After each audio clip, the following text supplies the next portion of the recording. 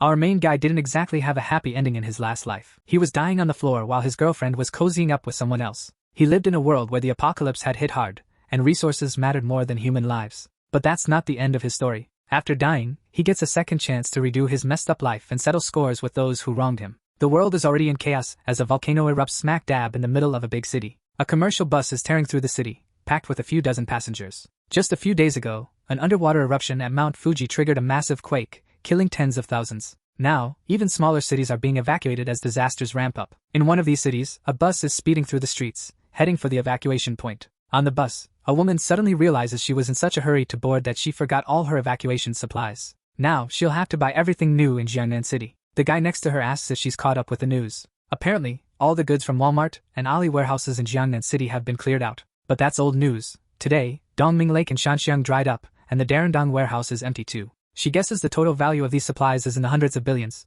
but it's actually in the trillions. A guy sitting behind her chimes in, saying that the missing supplies and natural disasters are just the tip of the iceberg. The real deal? The world is ending. Everyone on the bus gets a bit spooked by this sudden revelation, but they don't really buy into what the strange guy is saying. One person even jokes that they're kind of excited for the apocalypse because it would make everyone equal. But let's be real, that's not how it works. This mysterious dude knows that even when the world ends, not everyone becomes equal. He's been through the apocalypse before in another life. Buildings crumbled, and everything humanity created vanished. To make things worse, massive monsters roamed around, leaving everyone feeling utterly hopeless. In his previous life, he was just a regular delivery guy, as shocked by the apocalypse as anyone else. As the world started to collapse, a strange burst of solar energy changed everything. Temperatures soared, the ground shook constantly, and monsters hidden underground emerged. Because of that, the entire world transformed. And with a new world came a new order. Supplies became so scarce that people were willing to give up everything just for a pack of instant noodles, a sausage, or even a block of ice. This dude, Suchin, stands out because he's seen it all firsthand.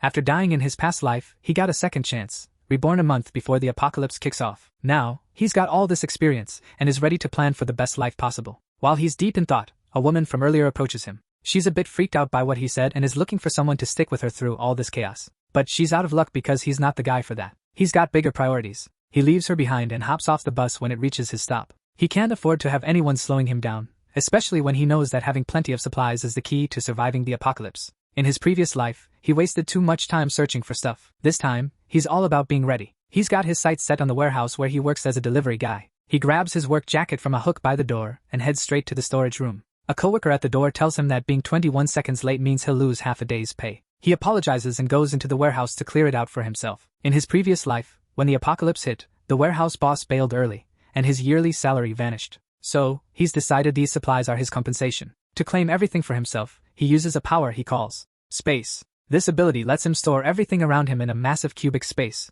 stretching tens of thousands of meters in every direction. The space opens up in the warehouse, allowing him to grab tons of supplies. He takes rice, cooking oil, meat, and other food items. Even the shelves themselves get stored in his space. So, this guy somehow scores a ton of supplies without spending a dime. With this power, he drains 2 whole lakes and loots cities that were doomed in the apocalypse. In his past life, even instant noodles were a rare treat. But now, with his spatial ability, he can stash tons of fresh food in a timeless freeze, keeping it fresh forever. No more eating dirt to survive like before. After gathering all the samples, he finally relaxes, knowing he won't suffer in this new life. As he checks out all the supplies he's collected, he's feeling pretty good. Then, 3 dudes stroll into the storage area, ready to haul out the supplies. They're shocked to find the place completely empty, just a massive, barren hall. There's just this weird dude standing in the middle, so they ask him what happened to all the supplies that were stored there. He casually admits he took everything for himself. The guys are shocked by how chill he is about it, and they rush to grab him. But he easily dodges them with his powers, saying he's done with being late since he's quitting. He barely manages to teleport away just as one of them tries to catch him.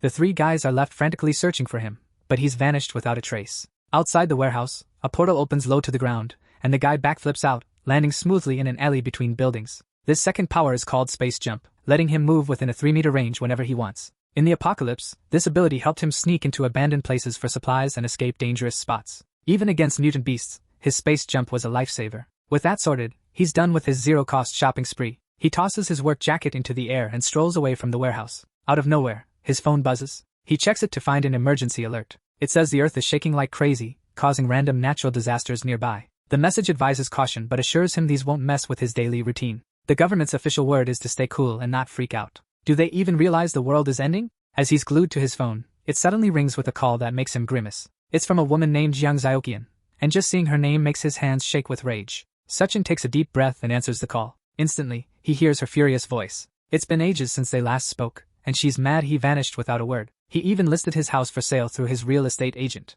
She questions if he really believes he'll find a woman willing to be with him after selling his house. The woman on the line is his fiancée, Zyokian, and he's not exactly eager to chat with her. She's putting on lipstick, having just cheated on him with another guy. Meanwhile, a dude named Xiaoyu is chilling on the bed behind her. She keeps berating Suchin, reminding him of his duties as a man. He might not care about the house, but she insists she deserves it as a gift to feel more secure with him. She's finally done talking, and he asks if she's finished with her rant, or if there's anything else she wants to add. His attitude just makes her even more irritated. She gives him one last chance to come back and transfer the house ownership to her. If he doesn't, she won't marry him. She mentions she's heading back to Chengdu, and hopes they can talk more once she's there. But he just hangs up without saying a word. Zyokian spent 5 years with him during the apocalypse in his past life. He searched everywhere for supplies to keep her fed and brought her to a safe house, where he continued to care for her. Without him, she would have starved to death in that chaotic world. Despite all of that, she cheated on him multiple times with a violent guy who beat Suchin whenever he returned empty-handed. Xiaoyu even accused him of hiding all the good stuff for himself. One day, Xiaoyu killed Suchin right in the safe house where he cared for Zyokian.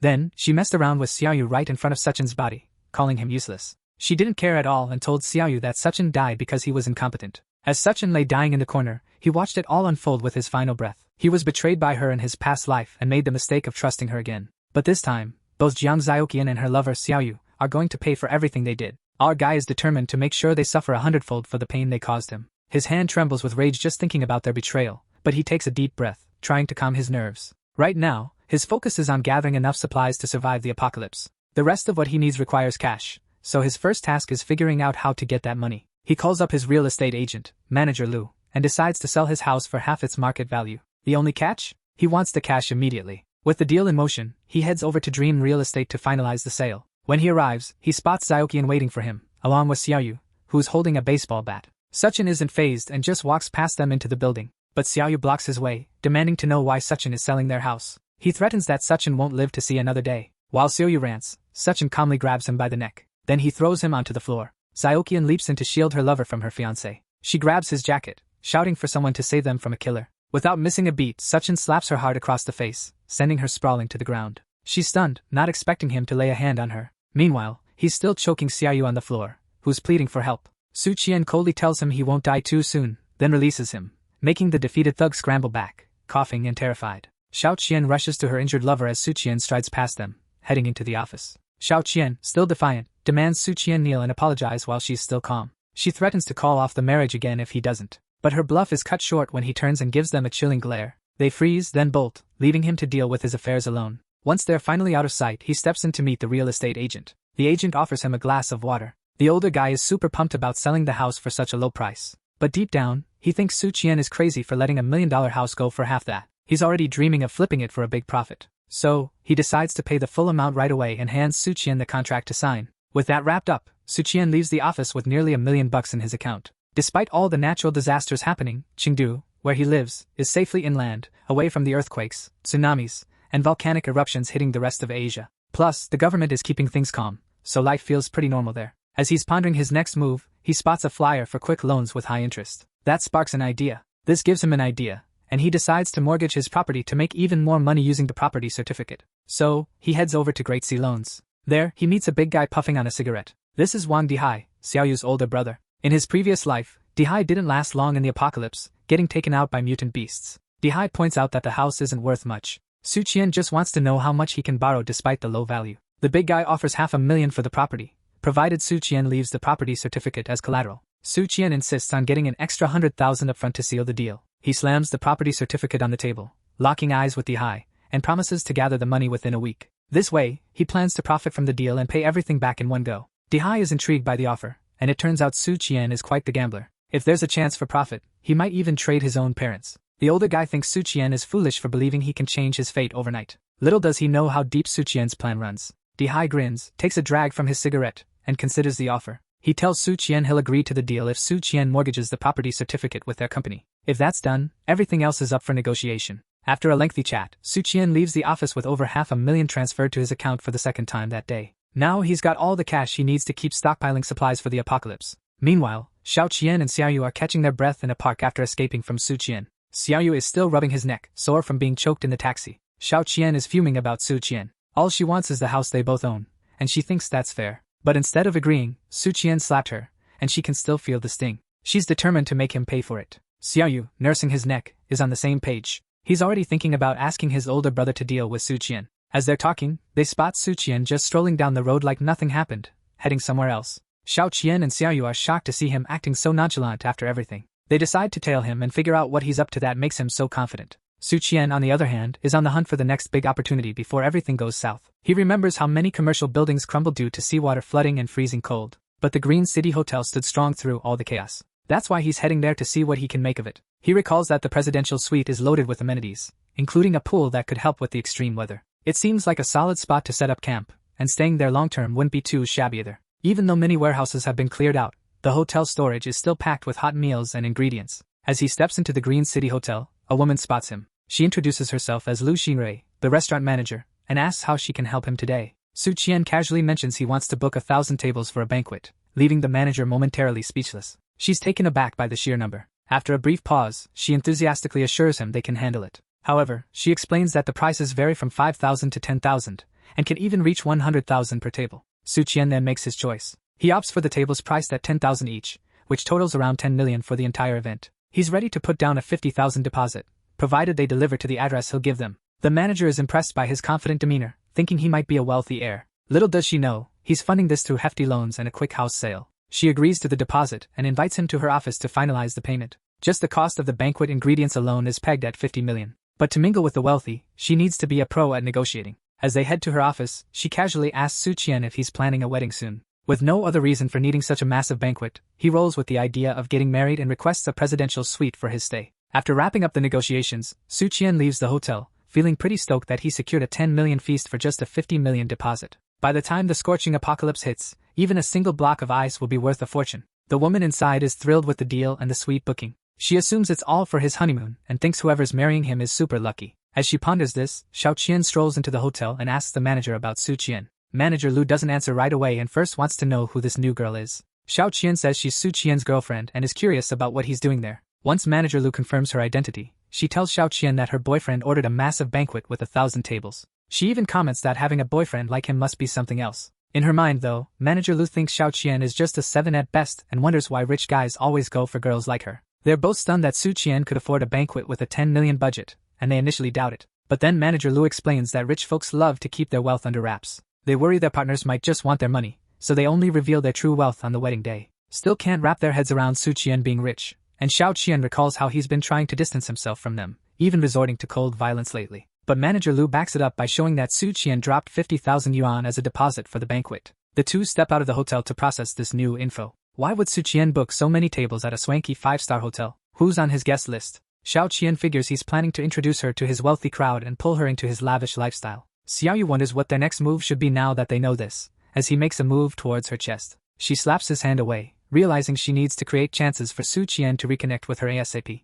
In her mind, she's already picturing a life of luxury, decked out in designer clothes, living in a plush mansion, with maids and butlers at her beck and call. Just thinking about it makes her mouth water. She can't believe she's got this chance with someone like Su Qian. Su Qian heads back to his old place to keep scheming his zero-cost shopping spree, which is basically just stealing since he has no intention of returning or paying for anything. A lot of crucial stuff still needs to be bought, and he's running low on cash. So, he turns to a sneaky plan to get some cash. He figures he can use online loan apps to quickly rake in a ton of money and fund the rest of his spree. That afternoon, Su Qian downloads over 80 apps, spending hours taking selfies and securing loans of 30,000 yuan and up. By the end of it, he's racked up about 970,000 yuan in loans and is all set for another shopping spree. Exhausted, he crashes onto the bed, feeling like he might just pass out. There's no time to waste, and he's got a long shopping list. He needs fireplaces, ice makers, ice blocks, smokeless coal, and other stuff you can't just grab at the supermarket. Luckily, you can order all this online with lightning-fast delivery. He'll need all these supplies to survive the extreme heat and brutal cold that are about to hit when the apocalypse starts.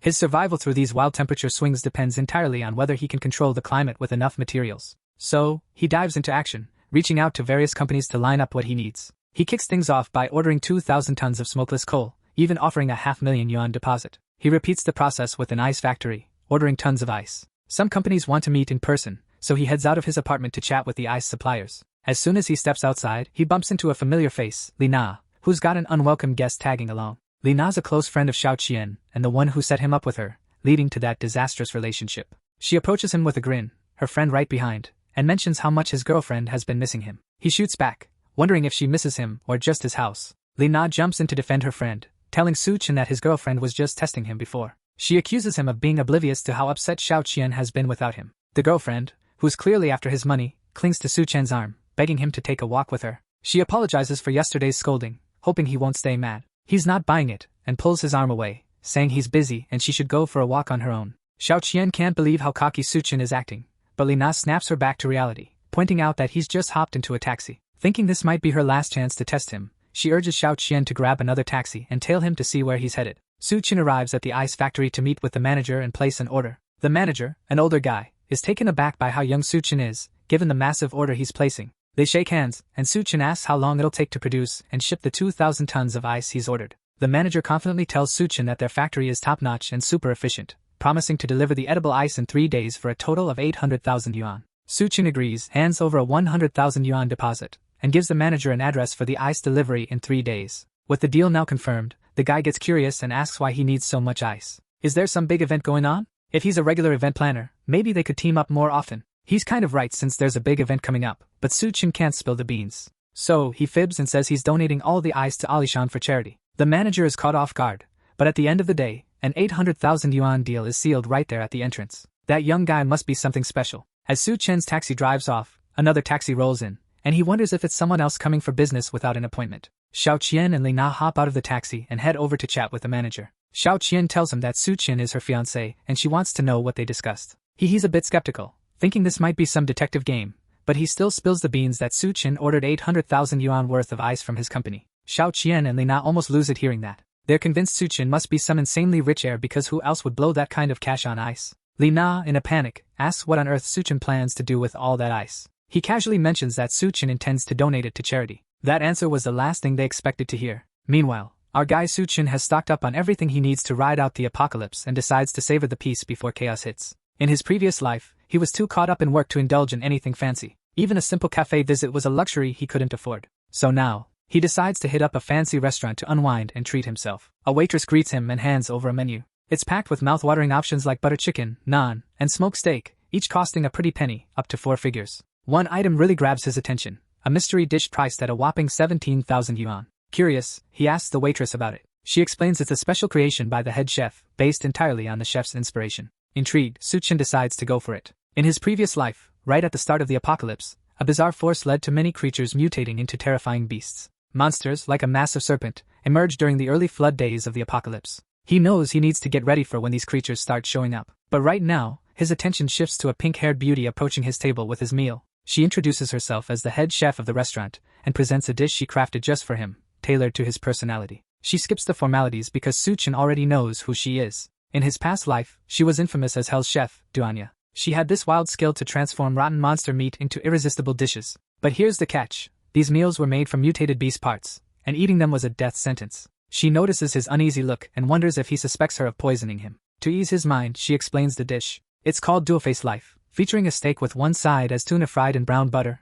and the other deep fried in puff pastry. It's a 2-flavor experience that leaves a mark. Suchin keeps a poker face while savoring his steak. It's definitely worth the 17,000 yuan he dropped on it, tasting incredible. He wishes she could cook like this during the apocalypse, but then again, she might just poison him without him knowing. Outside the restaurant, Xiao Qian and Lina are green with envy, trying to guess what Suchin is eating. They've heard each dish costs at least 10,000 yuan, and seeing him casually munching there makes them think he's some rich kid. Xiao Qian dreams of becoming a wealthy wife so she can support her sisters. Suchin's next stop is the Arya Scans bar in Xanadu's Golden Sales Vault. In his previous life, he regretted missing out on these lavish spots, so now he's determined to enjoy them as much as possible. As soon as he settles in, a group of girls joins him, and he's down to have a drink with them. But he notices that one of the girls doesn't seem as excited to be there as her friends. The girls introduce her as Yun Yun, mentioning it's her first time at the club. Apparently, her boyfriend cheated on her with an older woman, so they brought her here to lift her spirits. She's so down that she downs a whole glass of alcohol and slams it on the table. Then she turns to Suchin, asking if he's single and wants to have some fun.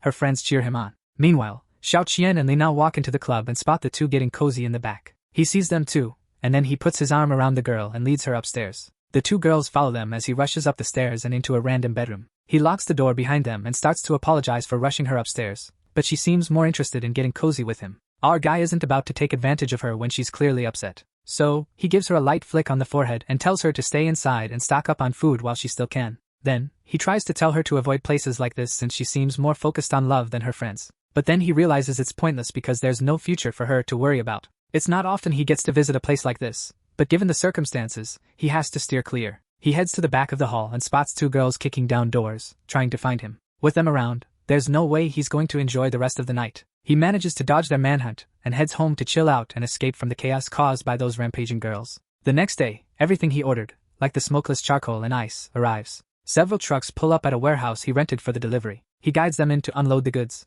One trucker worries the ice might melt since the warehouse isn't equipped for it, but he assures them it's not a problem and directs them where to place everything. Meanwhile, Xiaoyu finds Xiao Qian to spill the beans that Su Qian rented a big warehouse in the suburbs and bought a bunch of large machines being moved in. She's curious about what he's up to. So, she heads over to the warehouse with Li Na to check it out. The first thing they notice is the huge banquet from the Green City Hotel being delivered and set up. There's even a red carpet rolled out, making the place look like a wedding after party. Li Na is convinced Su Qian is about to propose, and soon guests will flood in to witness the wedding. Xiao Qian, still holding on to her pride, says she might not accept even if he does propose. She then asks Li Na to join her in checking how genuine Su Qian's intentions are. They approach him, and Xiao Qian questions why he's buying so much stuff and what he plans to do with all these supplies. He dodges their questions and instead tells her to help move the boxes into the warehouse. If she does, he'll spill all the details she wants. Xiao Qian is appalled at the idea of doing manual labor. She's aiming to be a wealthy lady, so how can he expect her to do such rough work? Li Na points out that this is a test to see if she's fit to be a rich lady. Despite her disgust at the thought of doing grunt work, she's all in,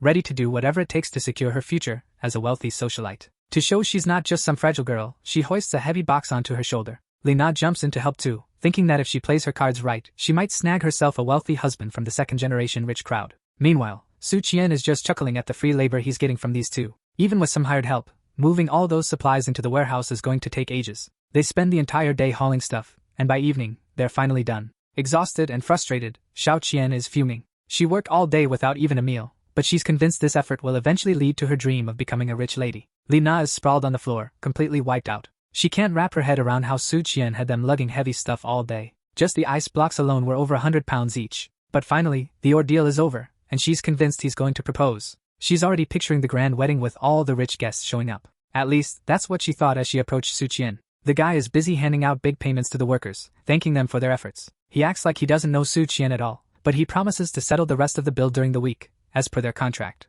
The workers sing a song of thanks before heading out, while Xiao Qian leans against the door, waiting for him to pop the question. Su Qian strolls past her and heads to the warehouse. On the way, he thanks her for her help but makes it clear she's not getting paid, then tells her to leave. Xiao Qian is begging him to quit messing around. Guests are supposed to come and witness the start of their happy married life. Isn't that what all these preparations are for? Su Qian finds her dreams of a perfect life amusing. Part of him wishes for that fairy tale ending too. But the reality is, he sold his house and is drowning in debt from all the loans he took out to buy this stuff. Li Na shouts in disbelief from behind them. How could it be possible? He spent over 10 million yuan at a restaurant, and bought tens of thousands in supplies. How could he be broke after all that? Su Qian decides to spin a tale about a generous big boss who wanted to do a good deed. This boss supposedly aims to gather people from charity, and provide them with food and supplies. Xiao Qian can't hold back anymore and lunges at him. She yells that he's been lying to her and leading her on this whole time. But our protagonist dodges her accusations effortlessly, and tells her he never lied. This whole misunderstanding was just her own delusion, leaving her confused about the truth. She keeps yelling from the ground, realizing he's not the wealthy heir she thought.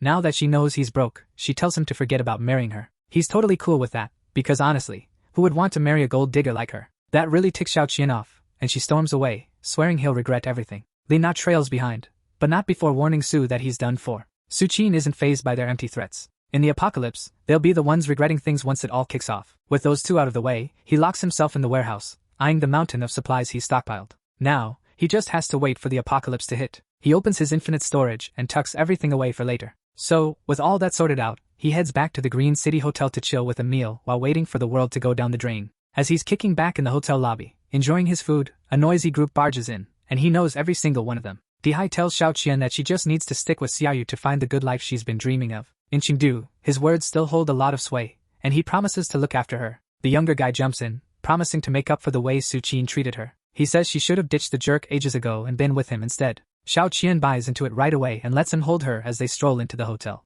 Xiaoyu reassures her that his older brother will do whatever it takes to get back at Su Qian for her. She thinks Xiaoyu isn't so bad, and his brother is pretty loaded too. Being with him is definitely better than hanging around a suck-up like Su Qian. The commotion finally gets Su Qian to chime in, pointing out that Xiao Qian isn't too choosy about who she hangs out with. His sudden entrance leaves her stunned. Xiaoyu uses the moment to inform his brother that this is the guy who dared to mess with him. Dihai recognizes him as the dude he recently lent a ton of money to. He's been meaning to track him down, but now that he realizes this guy also bothered his brother, he's got even more plans for the clueless younger man. Xiaoyu is shocked that his brother knows Su Qin. The big guy points out that this dude is the same one who mortgaged his house and borrowed over 500,000 yuan from him. And guess what? Tomorrow's the deadline to pay it back. Looks like they both got some unfinished business with him. Xiao Qian is totally disgusted that he even dared to borrow money from Dihai. She figures there's no way he's clearing that debt in this lifetime. Lucky for her, she dodged that bullet. Su Qin isn't fazed by the noisy crowd. He just calmly wipes his mouth after finishing his meal. Dihai leans in and reminds Su about the huge debt. He can't just chill in a hotel while the guy he owes a fortune to is right there in front of him.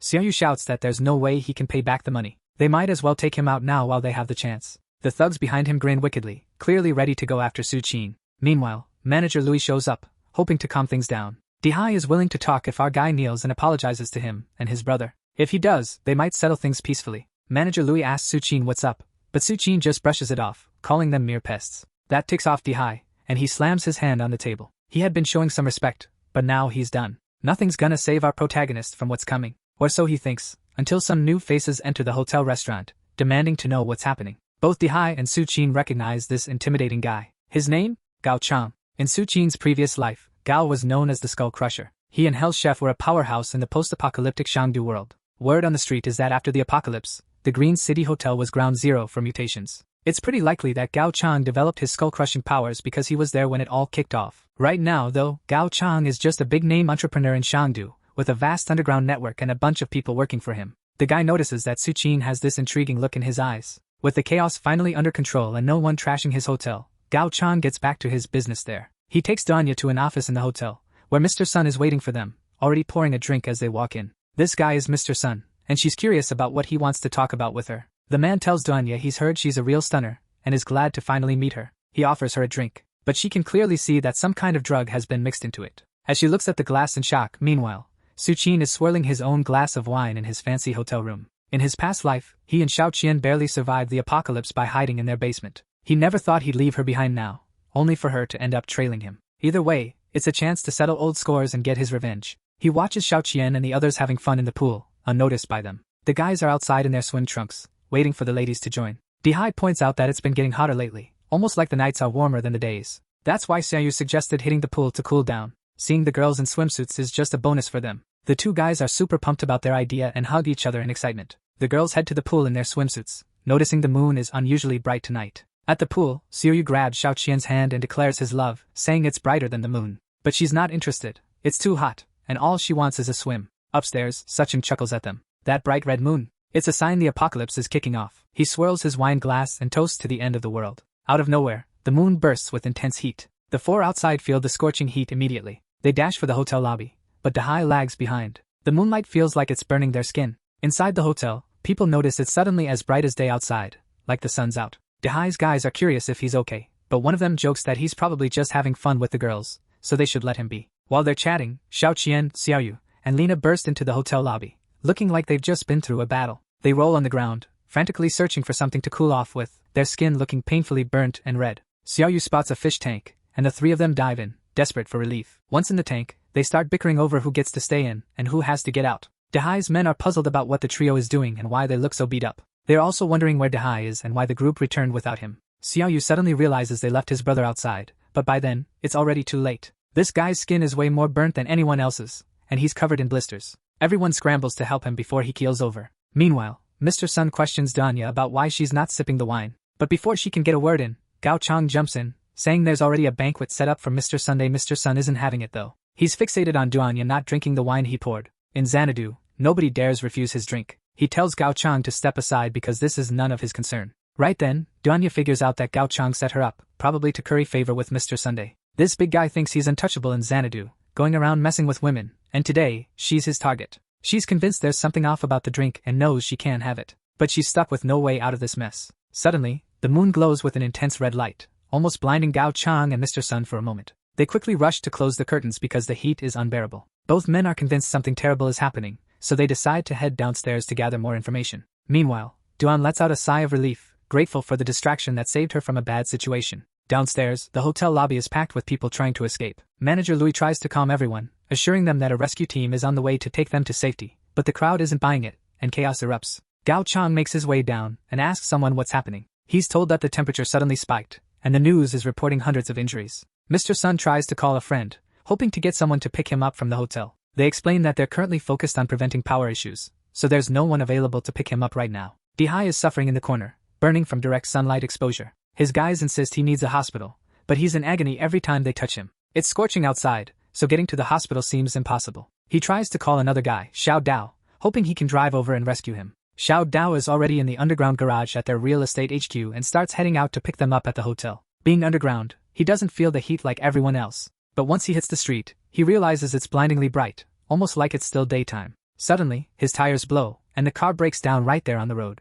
He's got no choice but to get out and sprint back to the building. Calls Dihai to report the car's tire blowing out, but his focus shifts to something worse. His shoes are disintegrating with each step, and he trips, crashing to the ground. He opens his eyes to find a completely melted body right next to him. He screams and tries to stand, but his skin sticks to the ground. The heat has already melted much of his face, gluing him to the spot. Back at the hotel, Dihai and his crew hear nothing but Xiao Dao's screams over the phone as the heat cooks him on the pavement. Meanwhile, Su Chen is chilling in a cool, air-conditioned room, totally oblivious to the chaos below. Almost immediately, breaking news hits the TV, warning that the bizarre heatwave has already claimed nearly 100 lives. It advises everyone to stay inside to avoid burns. The heat is so intense that soon after, the power grid fails, plunging the area into darkness. Dihai keeps trying to reach the driver, but the call just won't go through. To make matters worse, the hotel is fully booked. Dihai and his crew end up snagging the last room, which means sharing with Xiao Qian and Li Na. The girls are not thrilled and insist they need their own space. In the middle of their argument, the power cuts out, killing the AC and making the place heat up fast. If they stay, they'll basically roast. The guys start stripping down, desperately looking for a way to cool off. Xiao Qian suddenly remembers Su Chen booked the presidential suite, complete with a pool. If they could boot him out, they'd have it all to themselves. Meanwhile, Su Chen is chilling, swimming in his private pool. In his past life, he knew the city's power grid had issues due to poor maintenance. No matter how much effort they put in, the city's power grid still blew up despite all their attempts. Because of that, everyone relying on the city's electricity got hit hard. That's why he picked a room with a pool, and he set up several vertical air conditioners with big backup batteries to keep the place nice and cool. He uses his spatial powers to bring out some stored ice and a big spread of food to enjoy. It's just the first day of the apocalypse, so he's kicking it off with a simple breakfast. Just as he's about to dig in, there's a loud knock at his door. He opens it, and the guys and girls outside immediately feel how cool it is inside the room. As soon as the door swings open, they see all the air conditioners and ice blocks keeping the place chilled. The women start yelling at him for hogging all the comfort while they're baking outside. They try to push him out to take over the room. Dihai reminds him about the huge debt he owes to his business. To cover just the recent interest, all he needs to do is give up his room to the older guy. If not, Dihai plans to kick him out personally. Suchin isn't backing down. He pulls out a gun for self-defense and fires a shot straight into Dihai's stomach. He warns them that if anyone steps closer, he'll fire again. The gunshot makes everyone freeze, and Dihai is left staring in disbelief at his stomach wound. Since they're still in his doorway, Suchin fires another shot, this time hitting Dihai's leg. He then tells them he's counting to 3, and if they're still there, he's ready to fire more shots. The group doesn't need any more convincing and bolts out of there. Meanwhile, in the hotel lobby, Gao Qiang is demanding to know why there's no food available anywhere in the hotel. Manager Louis apologizes, explaining that a few days back, someone booked 1,000 tables for a banquet. Because of that, they're almost out of ingredients. They were expecting a delivery today, but this heat wave is messing that up. With supplies running low, Mr. Sun insists that all the remaining water and food be brought to him. The folks in the lobby aren't having it and try to go after him, but his goons barely fend them off. Meanwhile, Mr. Sun just chills, unfazed by the angry mob. Suddenly, a group bursts into the lobby, yelling that Su Qinchin tried to kill someone. Gao Qiang spots that Dihai has gunshot wounds and realizes not many people have access to a gun. Seems like there's a tough character living upstairs. Gao Qiang tells everyone that Su Chen's room has electricity, air conditioning, and even a swimming pool. Everyone's buzzing about it, and she confirms she saw it herself. The place was stocked with food and even had ice cubes, making it feel like paradise compared to the sauna-like hotel lobby. The crowd bands together and heads upstairs to confront Su Chen. Dihai tells his guys to follow and make sure Su Chen gives up his room, no matter what. They reach Su Chen's door, and when he opens it, they're hit with a blast of cool air from inside. They all start pleading with him to let them stay, while a kid pokes his head in, searching for the fried chicken Gao Qiang mentioned. As soon as he spots it, he dashes into the room, eager to grab a bite, but a kick to his stomach sends him flying back into the crowd. The crowd goes wild because he kicked a kid. They decide someone like him shouldn't have such a fancy room and try to confront him, but he whips out a gun and fires wildly into the crowd, hitting someone standing at the back. As the guy collapses to the ground, he warns them that he might be alone, but they only have one life. Meanwhile, downstairs, Seoyu cries out when he spots his brother outside, lying in the blazing sun. His brother's crew holds Seoyu back from rushing out because his brother's already gone. The wound was infected and festering, and with the scorching heat and no medicine, the guy didn't make it. Seoyu knows exactly who's to blame for this. It's the guy who shot his brother. That shooter is currently being charmed by Xiao Qian and Li Na, who are trying to remind him of their love. They insist he couldn't shoot them and was just trying to scare Dihai and his gang. They plead with him to let them in, promising to do whatever he wants if he does. He sees how eager they are to be with him and finally decides to let them in. But before that happens, Xiaoyu bursts in, ready to kill Su Qian and avenge his brother. Su Qian, not messing around, warns that anyone crossing his door is signing their death warrant. Then he grabs a baseball bat and sends Xiaoyu flying with one swing. Xiaoyu crashes back, taking the two women down with him. Witnessing his violent side firsthand, the two girls decide they want nothing to do with him. So, he tells them to scram and get out of his sight. They drag the unconscious Xiaoyu away. He looks up at the armed surveillance system he installed by the door. If they hadn't left, they would have been toast, even if they managed to take him down. Meanwhile, outside, a convoy of military vehicles rolls down the fiery streets toward the hotel. The tires are swapped for treads, and the windows are insulated to ensure the rescue team makes it there and back safely. A vehicle pulls up in front of the hotel, and a group of armed guys in insulated suits hops out and heads into the lobby. They ask if Lu Jinghua from the academy is around, and he steps forward from the crowd. The rescue team is here just for him, handing him an insulated suit so he can leave with them. Professor Lu is a geology whiz, and he's crucial for tackling the disaster. The rest of the folks in the lobby start shouting, upset that only one person is being saved while the rest are left behind. One of the guys explains that another rescue mission is set for midnight, the coldest time, and once night hits, everyone should head to Silicon Valley Plaza for evacuation. The crowd cheers at the news of their upcoming rescue, but not everyone is thrilled. Mr. Sun rushes over to one of the guards wearing an insulated suit, demanding they give him one so he can leave with them, but the guard easily restrains him. With no other options, he tells Gao Chang to grab a suit for him, but they can't move with several guns aimed at them. The soldiers start to leave, but Xiao Qian stops one and mentions there's a murderer upstairs. Li Na chimes in, saying the murderer has already killed several people and almost got them too. One of the soldiers, Xiao Feng, decides to stay back and check it out. His fellow soldiers warn him not to act rashly and to focus on the mission,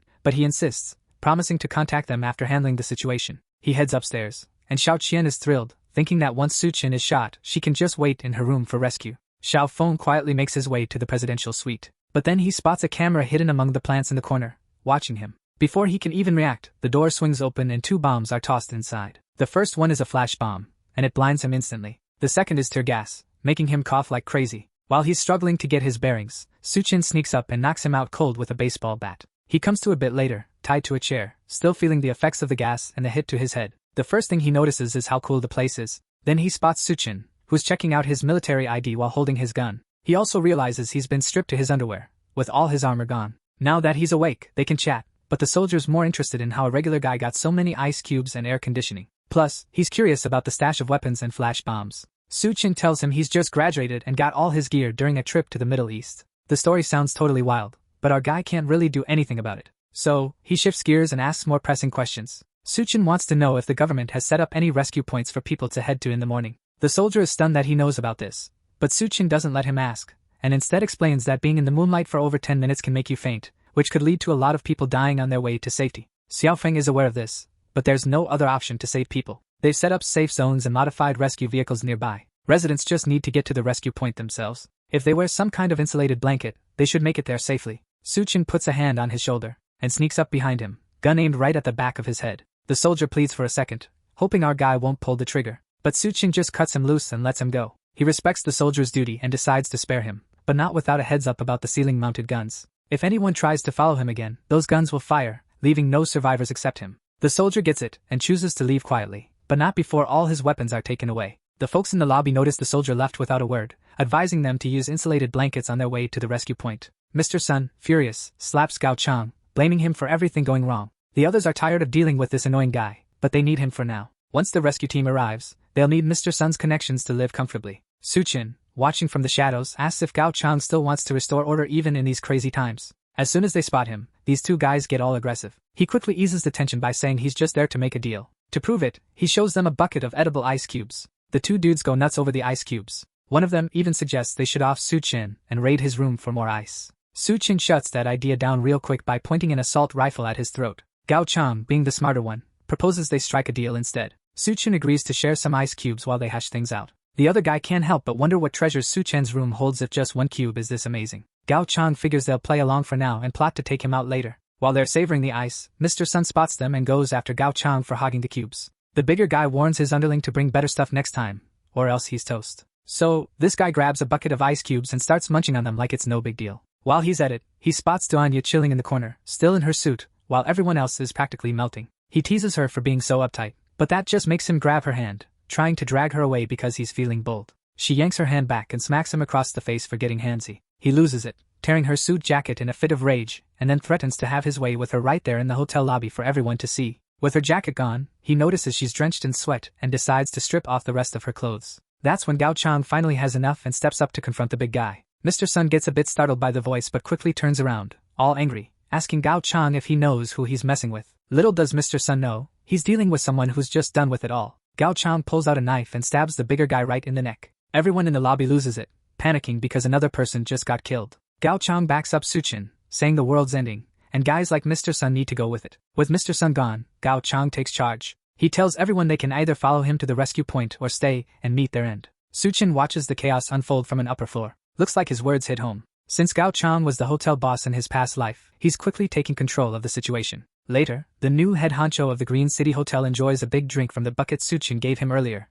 Li Na and Xiao Qian are on their knees, begging him for a bit of water, offering anything in return. He splashes the water at them and tells them to follow him so he can have them do whatever he wants. While two women scramble for water on the ground, one of Gao Chang's guys asks if they're heading to the rescue point. The boss shoots that down, saying it's doomsday, and survival means relying on themselves. The rescue point's a kilometer away, and if they don't make it, they're toast. Supplies are running low, so they can't afford to bring freeloaders. Gao Chang nods in agreement and decides to follow Su Chen's lead by using them as cannon fodder. When midnight strikes, it's go time for heading to the rescue point. People bundle up in blankets and leave the hotel, aiming for safety. Since Gao Chang took over the supplies, the rest of the folks in the hotel haven't seen any food or water. Staying at the hotel means certain death, but heading to the rescue point offers a tiny glimmer of hope. A big group of people is trekking down the deserted roads with boards strapped to their shoes. But even with this setup, the heat is almost unbearable. One of the survivors stumbles on the boards and crashes onto the scorching asphalt. She instantly starts melting into the ground, while the rest of the group keeps moving forward without her. In times like these, survival is uncertain, so there's no room to worry about others, even if they're family or loved ones. Xiao Qian and Li Na wrap themselves up and prepare to leave the area too. They've only got enough snacks for 2 days at the hotel, so they're eager to reach the rescue point and finally have a proper meal. Just as they're about to leave, one guy yanks the towel off Xiao Qian. He reminds her that Gao Chang gave them food, so they shouldn't rush off. Instead, he suggests they hang out and have some fun, tearing at Xiao Qian's clothes. The two plead with him to at least take them to a room first. Meanwhile, Su Qin is watching everything unfold from the top floor. In his previous life, he went to the rescue point with the others, but nobody warned him to bring a blanket. Even though it was just a short kilometer, many didn't make it. Thanks to his earlier advice, more people should survive and reach safety this time. The two girls keep begging the guy for some privacy, but he just laughs and asks what they're so scared of. It's not like there are ghosts around here. As he says that, two zombies crash through the glass into the hotel lobby. Gao Chang and the others in the lobby are freaking out as they inch closer, and Xiaoyu's worried they'll turn into zombies if bitten. Gao Chang grabs a guy by the neck and hurls him at the zombies to distract them, and his skin sizzles the moment they touch him. After witnessing all this chaos, Su Qin finally jumps into action.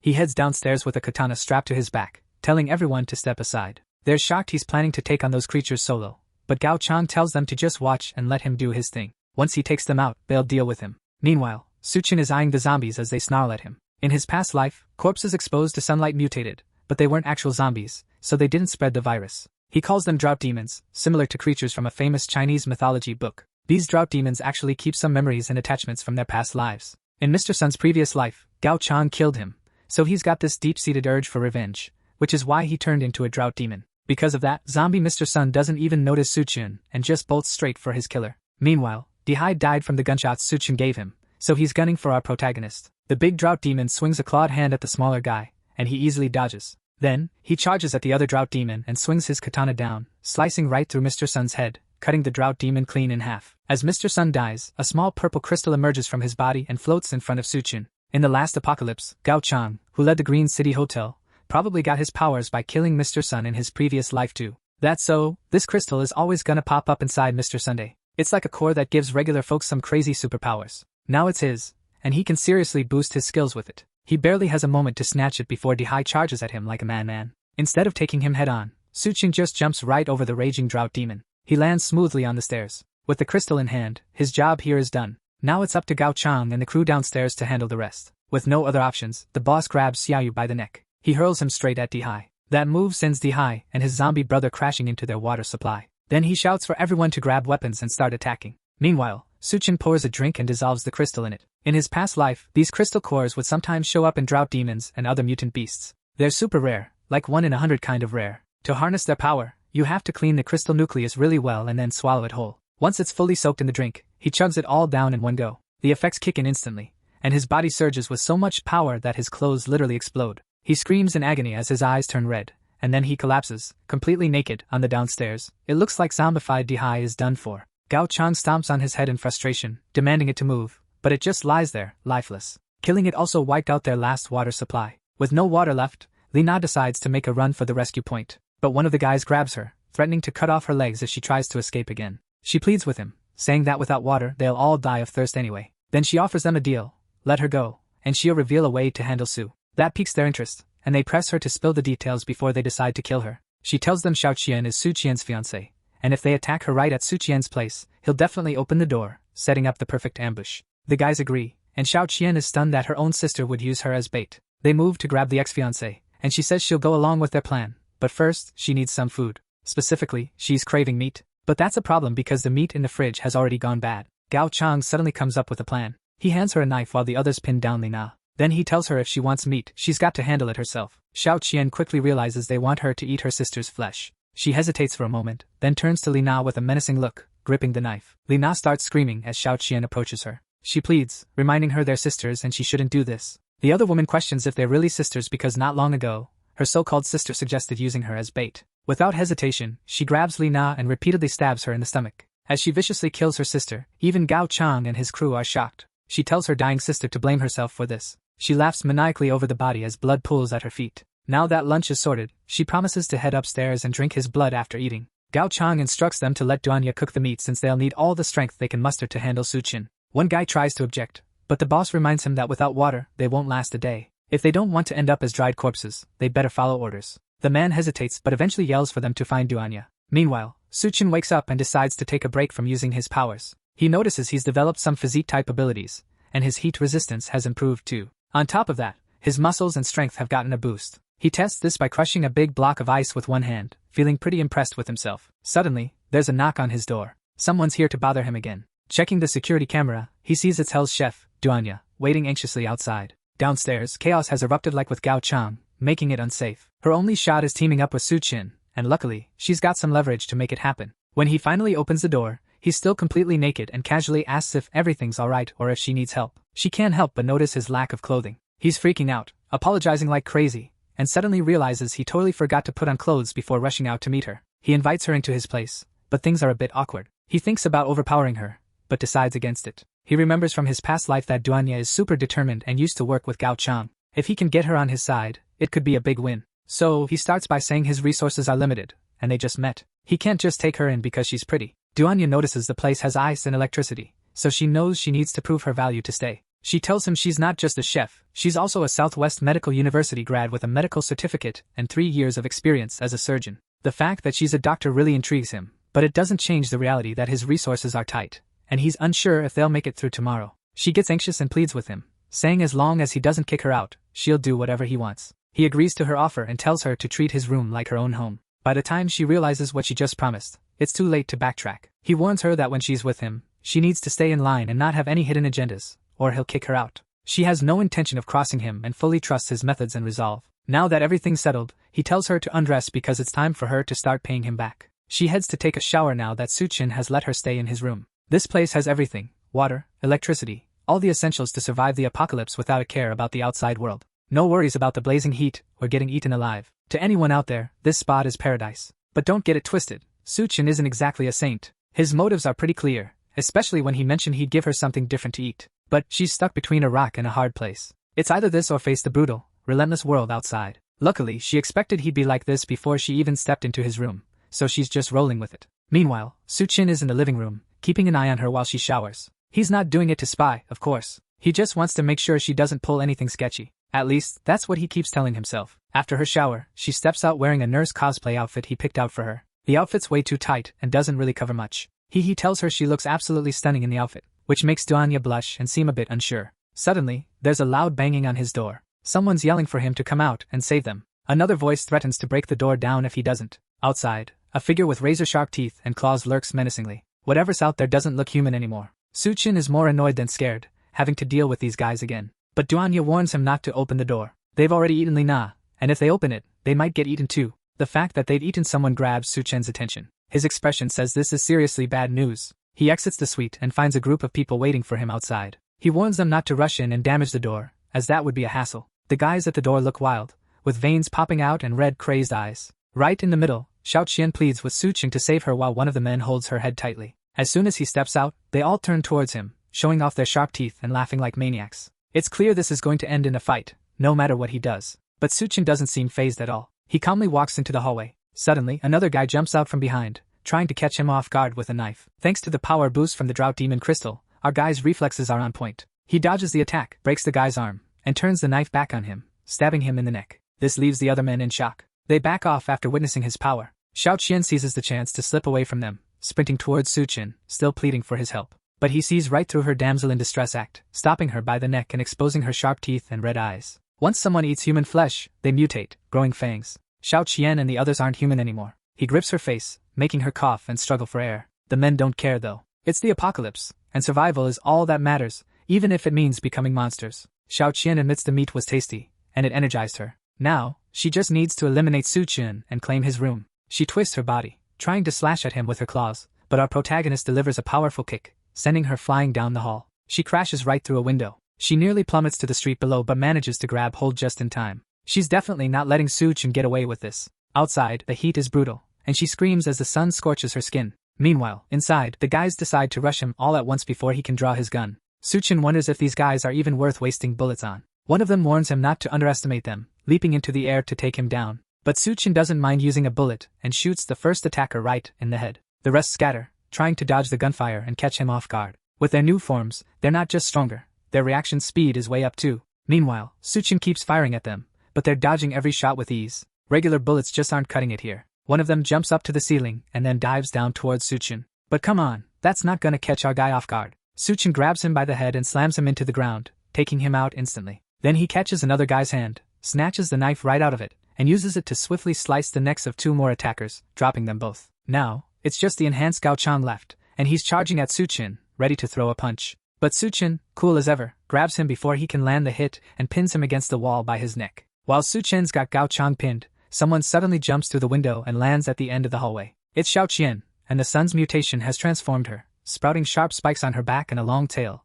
making her look even more unhinged. Her rapid mutation into this monstrous form seems tied to her intense attachment to him. He snaps Gao Chang's neck, taking him out instantly. Then he turns to Xiao Qian for the final showdown. Since she refuses to vanish, he's just going to keep taking her down until she finally does. Xiao Qian lets out an angry roar as they lock eyes, ready for the clash. Meanwhile, Nurse Duanya watches safely from inside, amazed that Suchen managed to take down Gao Chang's entire crew on his own. But this new monster girl has a totally different and dangerous vibe. She tries to figure out how to help him so she can stick by his side. She doesn't want to be a burden, even if his way of caring for her is a bit questionable. She's trying to figure out her next move when she spots something in the room that might help her stand by his side. The nurse walks back into the room, armed with a whip, ready to take on the monster. She insists on helping Suchen. Suchen isn't exactly impressed. Sure, it's great she's not scared and refuses to hide, but with her outfit, she's more likely to distract him than assist. The monster roars again, reminding them they've got bigger problems to deal with. It charges at them with incredible speed. Suchen barely dodges a swipe aimed at his head, but his shirt takes the hit instead. He then activates his ability,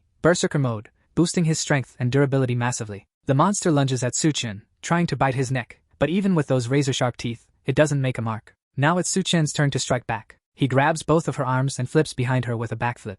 She crashes onto her back, arms raised above her head. He asks if she's ready, but she can't even answer before Suchen tears both her arms off, driving her heart into the ground. She cries out in agony as Suchen lands behind her, poised to finish her off. He originally wanted to let her suffer more in this apocalypse, torturing her slowly, but now he thinks he has to end it sooner. She coils her tail around a dead attacker nearby and hoists him into the air. Her mouth splits open down to her torso, and she swallows him whole, boosting her power. As soon as she consumes him, her hands regenerate, and her strength multiplies. Looks like she can regrow lost limbs. This is actually good news for Suchen, because if she can regenerate, she's not as easy to kill as he thought. This means he can tear her apart repeatedly and enjoy torturing her as much as he wants. He charges at her and sneaks behind her, grabbing her left arm. Then he tears it off, forcing her back to the ground. Before she can rise, he rips off her right arm too, almost instantly. Her limbs regenerate just as he expected, leaving her whole again. But that was just the first round. The second round kicks off right away as Suchin keeps tearing her apart, letting her body regenerate, only to rip her apart again. He doesn't stop at the limbs. He targets her tongue, then her internal organs, and everything else. Except for the head, it seems like everything else can regenerate, meaning he can mess with her as much as he likes. By the 21st round, her body stops healing, and she's left defeated and broken on the ground. He thought about gouging out her eyes but decided against it. After all, he's a devil now. She weakly asks why he's going to such lengths to torture her, and what his reason is for making her suffer before her death. He simply replies that it's all for revenge. Then, he stomps on her head, ending her life instantly. With the threat gone, Duan Yen nervously asks if he's okay, but instead of replying, he asks if she's ready. He's been so heroic that she should be prepared to reward him. Meanwhile, at the rescue point, it looks like the outside temperatures are stabilizing. It's not much, but maybe the apocalypse is wrapping up. At least, that's what the soldiers at the engineering university station are thinking. Xiao Feng, the soldier who once clashed with Suchin at the hotel, is stationed at the university. He spots something in the distance and urgently calls out to the squad captain. The captain, a white-haired woman, listens as Xiao Feng reports a sudden influx of people heading toward the rescue point. She turns to check it out,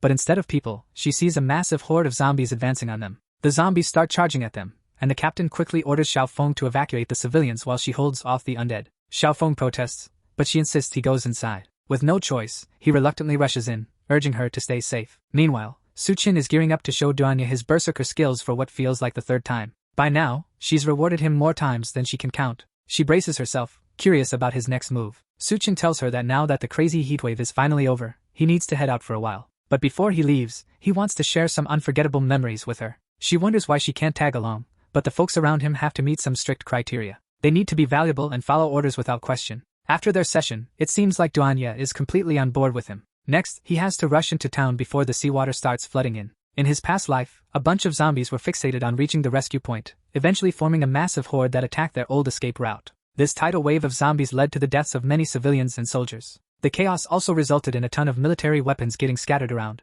Now, a bunch of random folks have guns, and people are shooting each other just to survive or for kicks. This is how different factions popped up over time, and several people managed to seize power amidst the madness. Some folks, though, were just too dumb to use their new powers wisely. Take this group, for instance. They thought they could stop his car by just standing in front of it with a gun. They shout at him to halt, but he just floors it and plows right through them, mowing them down as he speeds off to where he's headed. While cruising through the city, he notices the same old scene from his past life, walls cracking under the blazing sun, and the zombie wave eventually causing the subway station to collapse. Tons of people died down there, probably in the thousands. He pauses the car to peer into a hole in the ground, and a bunch of zombie eyes stare back at him. The noise from the car draws them in, and even though there might be a treasure trove of crystals down there, not every zombie has one in their head. It'd take forever to crack open each skull to find out. Instead of doing that, he decides to swing by the engineering college to see what's going on. It's his first visit back since he graduated. Now, the place is crawling with more delinquents and zombies than he remembers. As he steps through the entrance, a group greets him, treating zombies like pets on chains. They warn him that he's on their turf and demand his backpack if he wants to pass without trouble. Suchin acts all defenseless for a second, then pulls out a braised chicken leg from his backpack, planning to trade it for safe passage. The group, who probably haven't seen decent food in days, goes wild at the sight of the chicken leg. Suchin grins and tosses the food onto the ground, and they all scramble over each other to snatch it up. But as they brawl for it, our protagonist yanks the meat back with a string, taunting them that they're not worthy of the chicken legs. This ticks them off, and they draw their weapons, ready to retaliate for his antics. Suchin realizes it's time to get serious, so he pulls out a gun to finish them off quickly. He doesn't recall dealing with so many fools in his past life. Maybe his warnings helped more people survive, leading to this mess. He climbs the stairs and arrives at the reptiles and snakes department. The hefty lock on the door suggests no one's been in the lab for ages. As he steps inside, the stench of decay tells him many snakes have died. He searches the room until he finds what he's after. It's the Golden King snake, destined to become the leader of the water rattlesnake army. Looks like it survived by devouring the other snakes. In his past life, this snake was one of the first to mutate, and it devoured quite a few people. It almost got him too. In about a week, when the flood hits, it'll start mutating again, and it might get so strong that even he could struggle to beat it. Right now, it seems like the snake is already showing signs of intelligence. He'll have to be extra careful around it. While he's eyeing the snake, he picks up on something happening outside the room. Looks like some folks are here to pay him a visit. The thugs outside are shouting for him to come out. There's no point in hiding since they already know he's in there. Suchin doesn't bother hiding and steps out with his hand casually in his pocket. It's a crucial moment for him, and he can't let these guys mess it up, so he figures it's best to deal with them fast. But before he can make a move, a woman suddenly appears from the shadows. She catches the thugs off guard. She wraps her legs around one thug, grabs another by the neck, and snaps it. Just like that, two are down. She quickly pounces on the third guy, grabs his face, and breaks his neck before he can react. With the others out of the way, Suchin steps in, aiming a gun at her head while admiring her skills and threatening her. Not giving him a chance to shoot, she elbows his hand, knocking the gun aside. She flips onto her hands and tries to twist his neck, but it's too tough. Instead, she ends up awkwardly perched on his shoulders, her crotch in his face. He takes a breath and asks what she's trying to do. After a brief struggle, he has her tied up with red ropes in a rather compromising position. The gun is back at her head again. With no other choice, she introduces herself as Baikong, captain of the Azure Tiger Special Operations Team. Even in this tight spot, she tells him to behave and let her go. Suchin brushes off her words and asks if she knows Xiaofeng from the Special Forces. She's shocked he knows Xiaofeng, and he claims he once saved Xiaofeng's life. It's not entirely true, but not a total lie either. With that out there, she spills everything she knows. A bunch of fugitives took over the school, using students as hostages while they armed themselves. When zombies hit the rescue point, Xiaofeng led civilians to safety, not realizing some prisoners had slipped in with them. Given the situation, Suchin doesn't blame her for the escape. Baikong agrees, saying that with the right weapons, people have nothing to fear. While she's talking, Suchin casually whips up a grill and starts cooking some meat, munching on it right in front of her. This makes her uneasy, so she asks how long he plans to keep her tied up like this. Suchin says he'll let her go if she promises not to pull any stunts like clamping his head with her legs again. She agrees, but only if she gets some steak too. Once he unties her, and she grabs her guns, she tells him she's got her own issues to handle, so she can't help him much. For now, all she can offer is some power support. He says that's not needed and tells her to leave quickly before she gets him in trouble. She reminds him she's planning a sneak attack on their stronghold to reclaim the stolen goods, so the folks stuck at the college can survive. Because of this, it might be their only meeting. She starts to leave, but the thought of more supplies makes him call her back. He claims Xiaofeng is his sister, so he's pretending to help her out. But let's be real, he's really after the supplies she's seeking. These supplies are stashed in a room within the administrative block. Inside, a bunch of armed thugs are holding students hostage while keeping an eye on the stolen goods. The gang leader checks in with his guy, asking for an update. The low-level thug reports that most of their crew is outside, ready to raid the students in the dorm. The boss grins, seeing his plan fall into place, and suggests putting the uncooperative ones at the front and the less cooperative ones guarding the rear. In the middle of their chat, someone busts down the door, crashing their little meeting. It's Suchin, and he casually apologizes for interrupting their gathering. The thugs panic, demanding to know who he is and how he got past the 20-plus guards outside. He casually tells them it was a piece of cake getting in. He lifts a finger, pointing it at the guy who questioned him, ready to make a point. With a casual bang, the guy's head just explodes, and he drops dead instantly. Meanwhile, the other thugs are freaking out, screaming in terror. Suchin warns them that any movement means certain death. Over on the rooftop across from the admin block,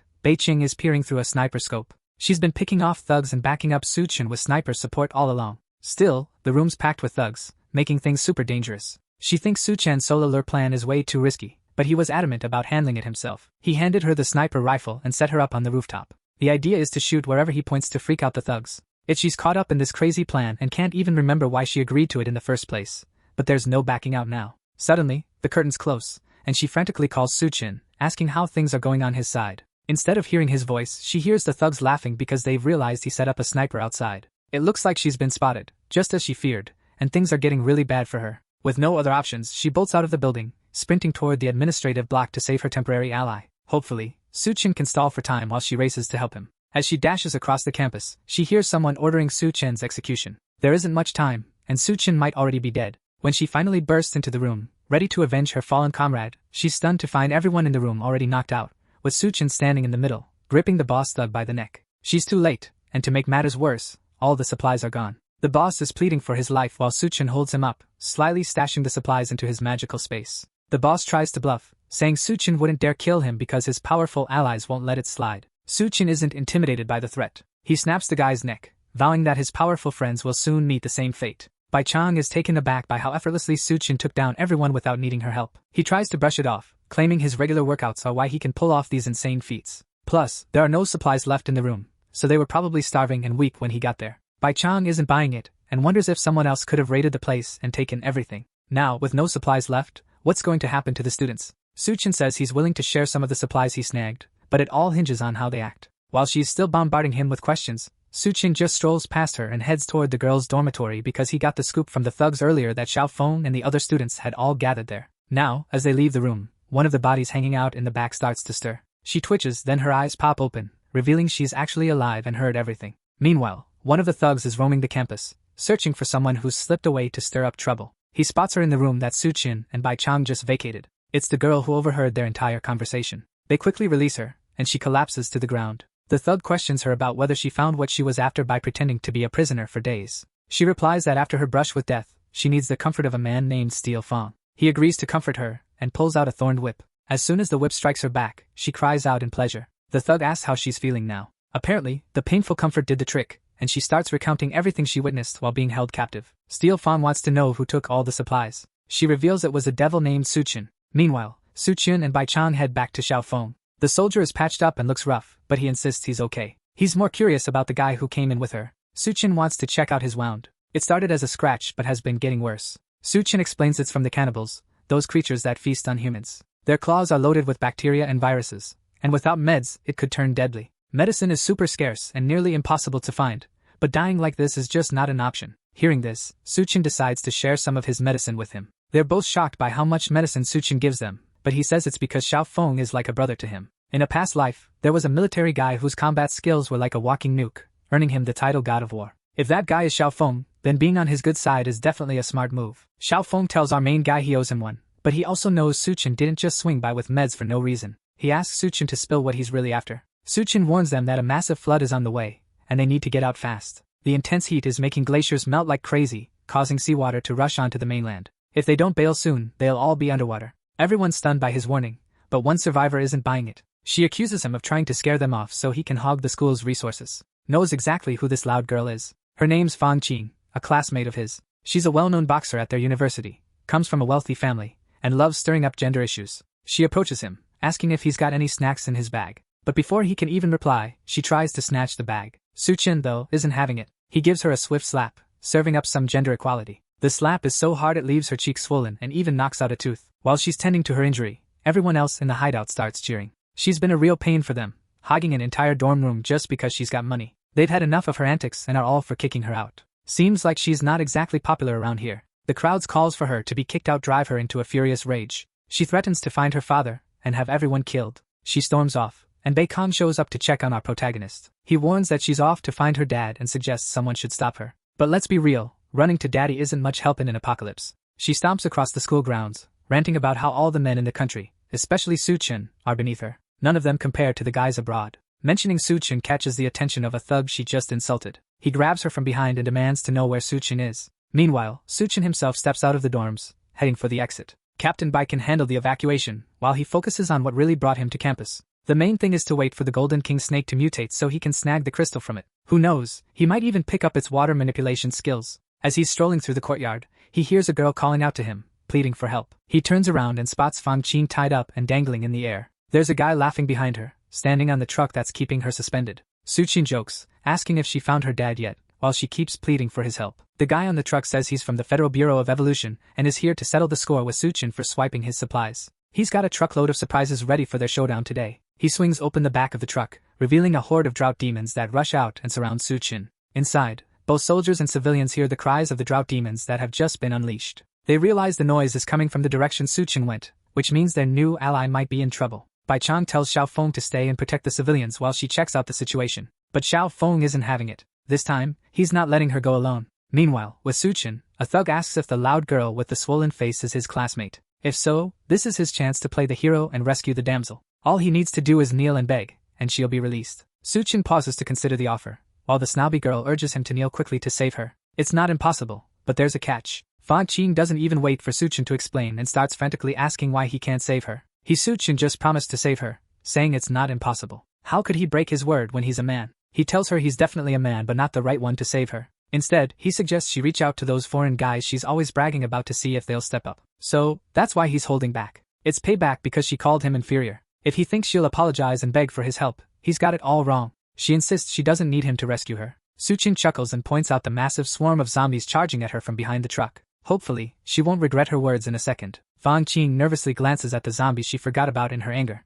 In her final moments, as the zombies grab her legs, she cries out for help, pleading with Suchin to save her. Looks like she misjudged the situation. As zombies rip her apart, she screams desperately for him to save her, but it's already too late. Once the screams fade, the Bureau of Evolution officer laughs at the madness of it all. He mocks Suchin, saying he's a terrible person who can't even help someone in need. But no worries, he'll be joining her soon. Then, he tells our protagonist he's about to demonstrate the Federal Bureau of Evolution's technology. He takes out a jar of powder and smears it on his face. This powder makes monsters obey him without question. It's actually made from the ashes of dead drought demons. When applied, it tricks zombies into thinking the person is one of them. The man freezes, staring at the bowl in his hands with fear. He had no idea he was smearing monster ashes on his face. The guy quickly spits out any powder that might have gotten in his mouth, horrified at the idea that he's been rubbing monster powder all over himself this whole time. Now he's furious and commands the monsters to rip him apart. They charge at him, claws and teeth ready to strike. Suchin doesn't waste a second and summons a pair of katanas from his personal stash. He dashes through the zombie crowd, slicing them into pieces in the blink of an eye. He finishes them off so quickly that he's standing in front of the truck before the guy even stops coughing.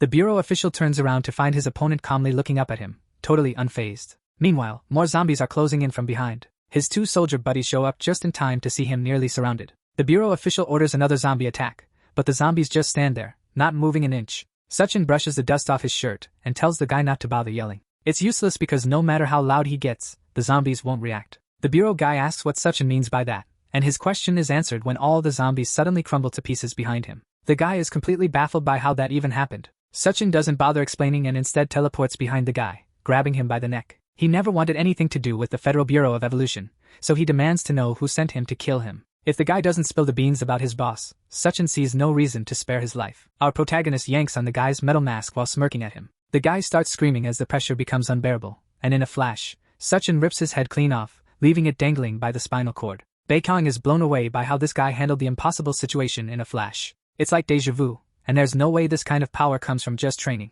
This dude's gotta be some kind of monster. Suchin is annoyed that he had to go all out on these weaklings. He realizes he needs to hold back more before things get messy. If only he had a solid assistant to make things smoother. Dwanya wakes up suddenly from a dream. Once again, she dreamt about Suchin, and she can't shake him from her thoughts. Why hasn't he come back to her yet? A loud noise from outside startles her for a second. Then she recalls Suchin's words about needing useful people around him. If someone isn't useful, he won't bother with them. The last thing Suchin said really fires up Dwanya. She grabs a gun from the cupboard, ready to confront her fears. She's set on being his right-hand person and knows she needs to handle herself to make that happen. Once a cook, now armed with 2 pistols and a fierce look, she barges into one of the suite's study rooms. But surprise, surprise, it's empty, even though she's sure she heard voices coming from there. Suddenly, a growl echoes behind her. She spins around just in time to spot one of the zombies. The zombie advances on her, forcing her back against the table. She's clueless about how it snuck up on her, but now she's cornered with nowhere to run. Her last shot is the gun she grabbed before stepping out. But before she can fire, the drought demon knocks it out of her hand, sending it skidding behind the table. The creature lets out a terrifying shriek,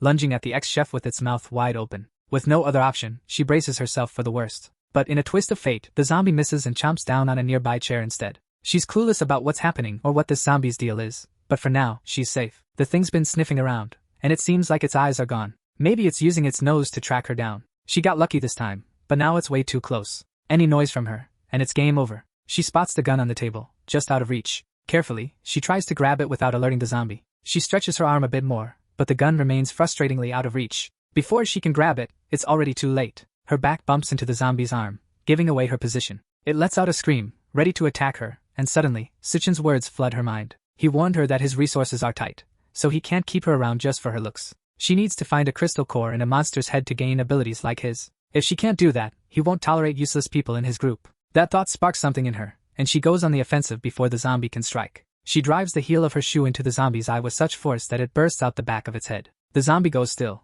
and she tries to pull her leg back, but it suddenly grabs her, forcing until it finally collapses to the ground. She grabs an axe from somewhere in the room. Too bad Suchin isn't around to see her, proving she's not useless. Now, she can check if there's a crystal core in its head. Meanwhile, back at the engineering university, Bai Chang and Lu Xiaofeng follow Suchin's advice and start organizing the student evacuation. Bai Chang even calls her brother, Bai Ming, to bring his troops to help and ensure the students' safety. With that sorted, Suchin heads back to the reptile lab at the school and keeps a close eye on the snake. After a while, it starts mutating and growing. Suchin watches, curious about its potential, while the snake glares back at him with disdain. To aid its growth, Suchin even sets out a big bucket of water. As soon as he places it on the ground, the snake slithers in, like it already knows it needs to hit the water to start its mutation. Saves him the hassle of forcing it in. The moment it touches the water, it starts transforming into this massive beast with a dragon's head and a huge, scaly body. Suchin watches as it thrashes around violently, banging against the sides of the bucket. Eventually, the bucket can't take it anymore and bursts, sending water everywhere. The snake's new form is revealed, having grown massively from just this first mutation.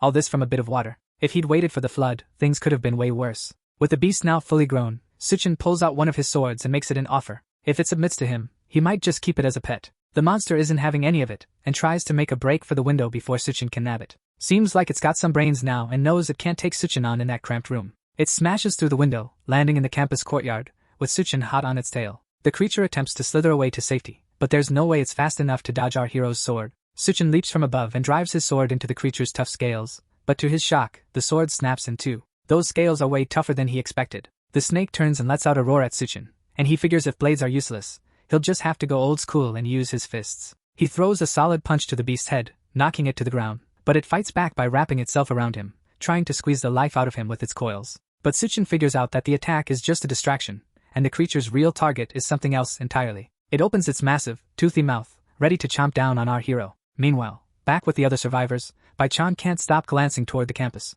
Her brother notices her constant looks and jokes that she's got a thing for the handsome guy named Suchin. She snaps back, telling him to zip it if he doesn't want to be treated like a mute, clearly wanting him to stop. That gets Bai Ming's attention, and he realizes his sister might really be into this dude. But he still thinks staying on campus is a death sentence. Bai-chan, however, is convinced Suchin will make it out alive. From the first moment she saw Suchin, she sensed his strength. His intense gaze and mysterious vibe made him seem invincible. She's confident he'll survive, and they'll cross paths again. Meanwhile, Suchin easily breaks free from the snake's grip and grabs it by the throat. There's no way something so simple could hold him back now that he's this strong. He presses down on the snake with his foot, freeing himself as the snake struggles in his grasp. He's heard that snakes have super sensitive nerves, so even if he chops off its head, it might still bite. So, instead of just going for the head, he tears the snake clean in half, making sure it won't ever bite again. In the remains, he finds a crystal. He's curious to see what kind of power this crystal might give him. Eventually, the heavy rains hit, and just like Suchin predicted, the city starts flooding. If the intense heat breaks people's spirits, so when the floods hit, they wipe out human civilization across the globe. Even cities far from the coast, like Chengdu, aren't spared. Everything gets submerged, and only the tallest buildings, like the university's administrative building, remain above water. Suchin isn't safe from the flood either, but he's got a trick up his sleeve. After absorbing the Golden King Snake's core, he can now move and breathe underwater. This transformation has made him even stronger. Once he hits the water, his body sprouts tiny scales, and his strength skyrockets. His eyes become super sensitive to light, with a protective membrane forming over them. He's not using his nose or mouth to breathe, but he doesn't feel like he's drowning. It's as if he's breathing through his skin, thanks to the abilities he gained from the Golden King Snake. Sure, he can't control water, but being able to breathe underwater is still a huge advantage for him. The floodwaters are raging from the Green City Hotel area, making it impossible to swim against the current. The water's wild, and debris is lurking everywhere, making it tough for him to get back to his hotel suite. On top of that, the volcano's eruption seems to have hit its peak, but since Xanadu is far from the volcano, the sky still looks pretty clear. Once the air gets choked with volcanic ash, blocking out the sun, a doomsday winter isn't far behind. With all these end-of-the-world events happening, human civilization might as well be toast. To avoid becoming prey to the creatures evolving from this chaos, it's crucial to get stronger and protect yourself. In his past life, after the Great Flood, Xanadu saw several powerful factions rise up. The low-lying northern part of the city was taken over by the Golden King Snake and the female Corpse King. Meanwhile, the southern part became a hub for the cannibalistic tribe of the Devourer clan. The western side of the city is under the control of the Rat King and his swarm of rats. Meanwhile, the eastern side is ruled by Skull Crusher Gao Chang and Hell's Chef Duanya. In his past life, Suqian barely survived their assaults multiple times. But in this life, he's already taken care of Gao Chang and the Golden King Snake. To keep his edge, he needs to power up himself. The Devourer clan is huge, with tons of factions. Plus, the female Corpse King is super hard to track down, making it almost impossible to find her right now. Back in his previous life, the University of Technology got hit by a rat infestation, so the Rat King should be there. Suqian just needs to locate it early and snag its crystal core with ease. Suddenly, noises from beneath the water snap him out of his thoughts. Looks like he's been chilling for too long,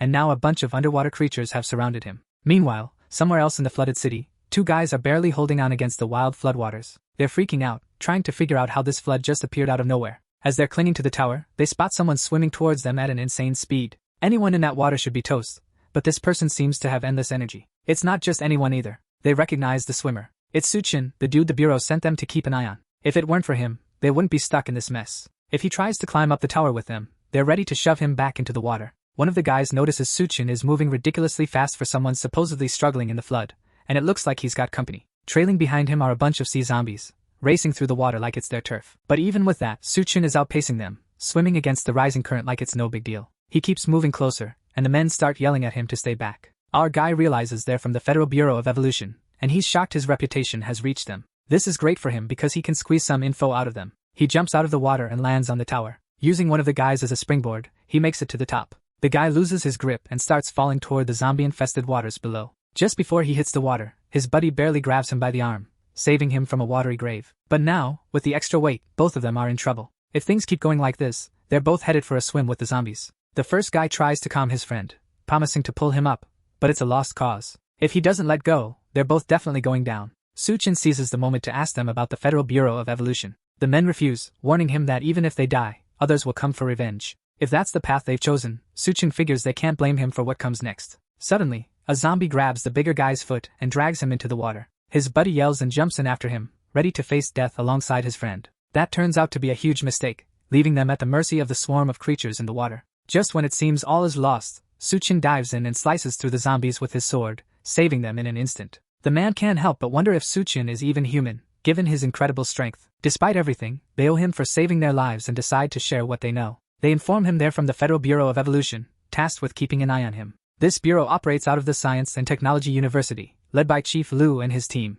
They're just following orders from higher-ups. In Suchin's previous life, the rat disaster kicked off at the Science and Technology University. He suspects a link between this catastrophe and the bureau. Curious, he asks if they study rats in the university labs, but only researchers have access to those labs, so they don't really know what's happening inside. Suchin figures he needs to check things out himself before the rat disaster unfolds. Meanwhile, Duanya, chilling at the Green City Hotel, lucks out and snags a crystal core from a zombie's head. After she swallows it, she experiences the same intense burning sensation Suchin did during his first evolution. She wonders if she succeeded and what new powers might be in store for her. Meanwhile, she realizes the water has risen all the way to the top floor. In it, several small tentacles swirl around her feet, ready to strike. By the time she notices, one tentacle coils around her body, lifting her off the ground and wrapping tightly around her. It's slimy, and the way it binds her makes escape nearly impossible. Suddenly, the tentacle creature raises its mouth to her face and lets out a roar, revealing a throat full of razor-sharp teeth. It lunges at her, and she barely manages to grab it with her hands, stopping it from biting her. But the creature coils around her hands, further immobilizing her.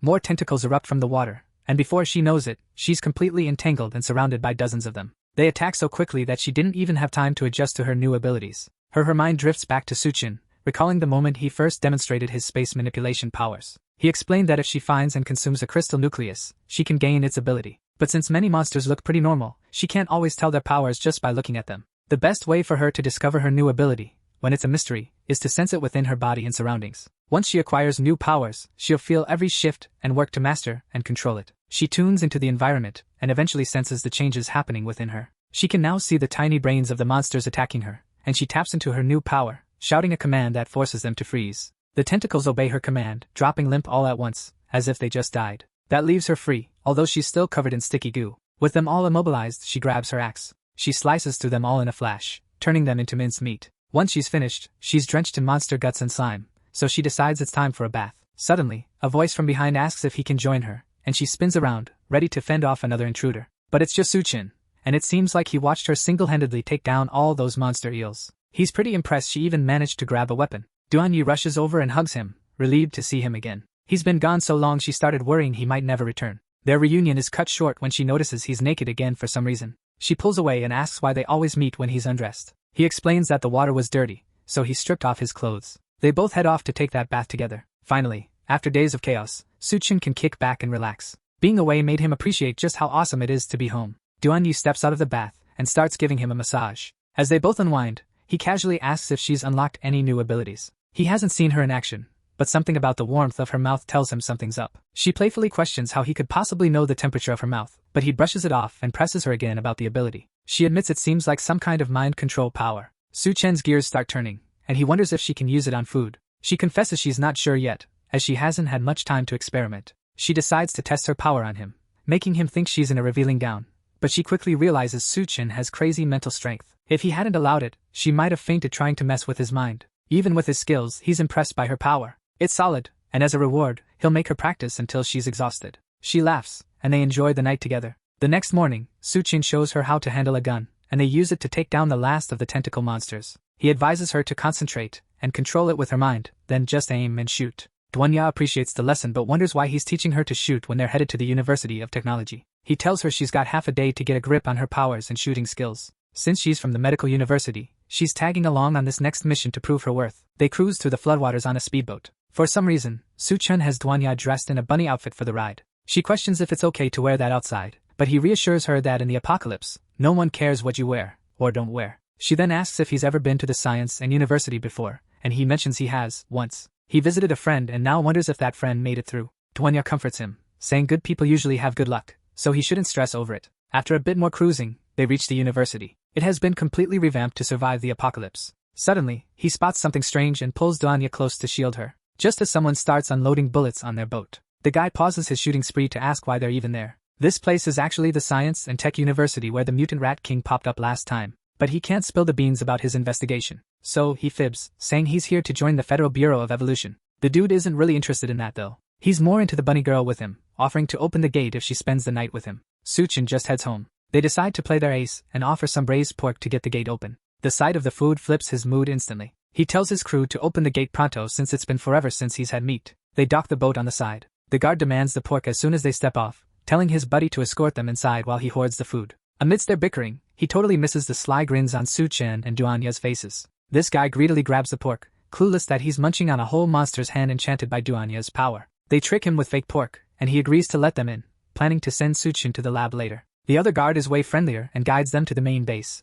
where people look exhausted and starving. The lower levels are for the elderly, kids, and some shady folks, so he suggests taking them upstairs to find a clean room. While they're chatting, a kid approaches, struggling to walk properly. She apologizes, saying she's just a bit dizzy. Duanya notices she's weak from hunger and asks about her parents. The girl says they went out for food and haven't returned. Duanya gives her a piece of bread to tide her over for now. At first, the kid hesitates to take it, worried her bunny sister might go hungry if she takes some of her food. Duanya tries to convince her that she won't go hungry if she just takes a piece of bread, but the kid's not buying it. So, Suchin shows off a whole banquet table and promises that as long as she's with him, she'll never be hungry. The kid's impressed and offers to be his woman too, but Duanya quickly stuffs a slice of bread in her mouth to shut her up and stop any more wild ideas. The smell of food draws some thugs their way, and they kick these low-lives aside to get to the banquet. Hoarding food is a no-go in this society. Everything has to be traded for contribution points. The angry men freak out the young girl, so she clings to Duanya for comfort. Ya reassures her, saying she'll try to talk to them. Then she looks to Suchin for a nod of approval before getting up to summon another banquet table for the men to feast on. Her eyes gleam with a sinister vibe as she urges them to dig into the meal as much as they want. Something's definitely off with the food, but it looks so mouth-watering that the guys can't help themselves. They scramble to be the first to try it, and it's so tasty they almost shed tears of joy. Because of this, they promise Duanya a reward later for bringing them such amazing food, but they aren't going to let Suchin off the hook. He's a newbie who broke the rules, so they need to teach him a lesson. They decide his punishment is a fight to the death against two wild-looking people. It's either he takes them out, or they take him out. Suchin realizes these are the two brothers he bumped into while swimming through the city. The girl also identifies them as her brothers who went out to find food and never returned. She's in tears, shouting at the men to release her, but Duanya stops her from rushing in without thinking. Thanks to Suchin's interference, the guys botched their last job and couldn't earn enough contribution points for their group. So now, they're facing execution. But instead of just killing them, they drugged them to keep them around for entertainment. Since Suchin and the girl know the brothers, the thugs make a new rule. If Suchin loses, they'll toss the brothers and their little sister into the river. The brothers are in some kind of crazed state, likely from drugs. They're shackled with heavy chains and collars,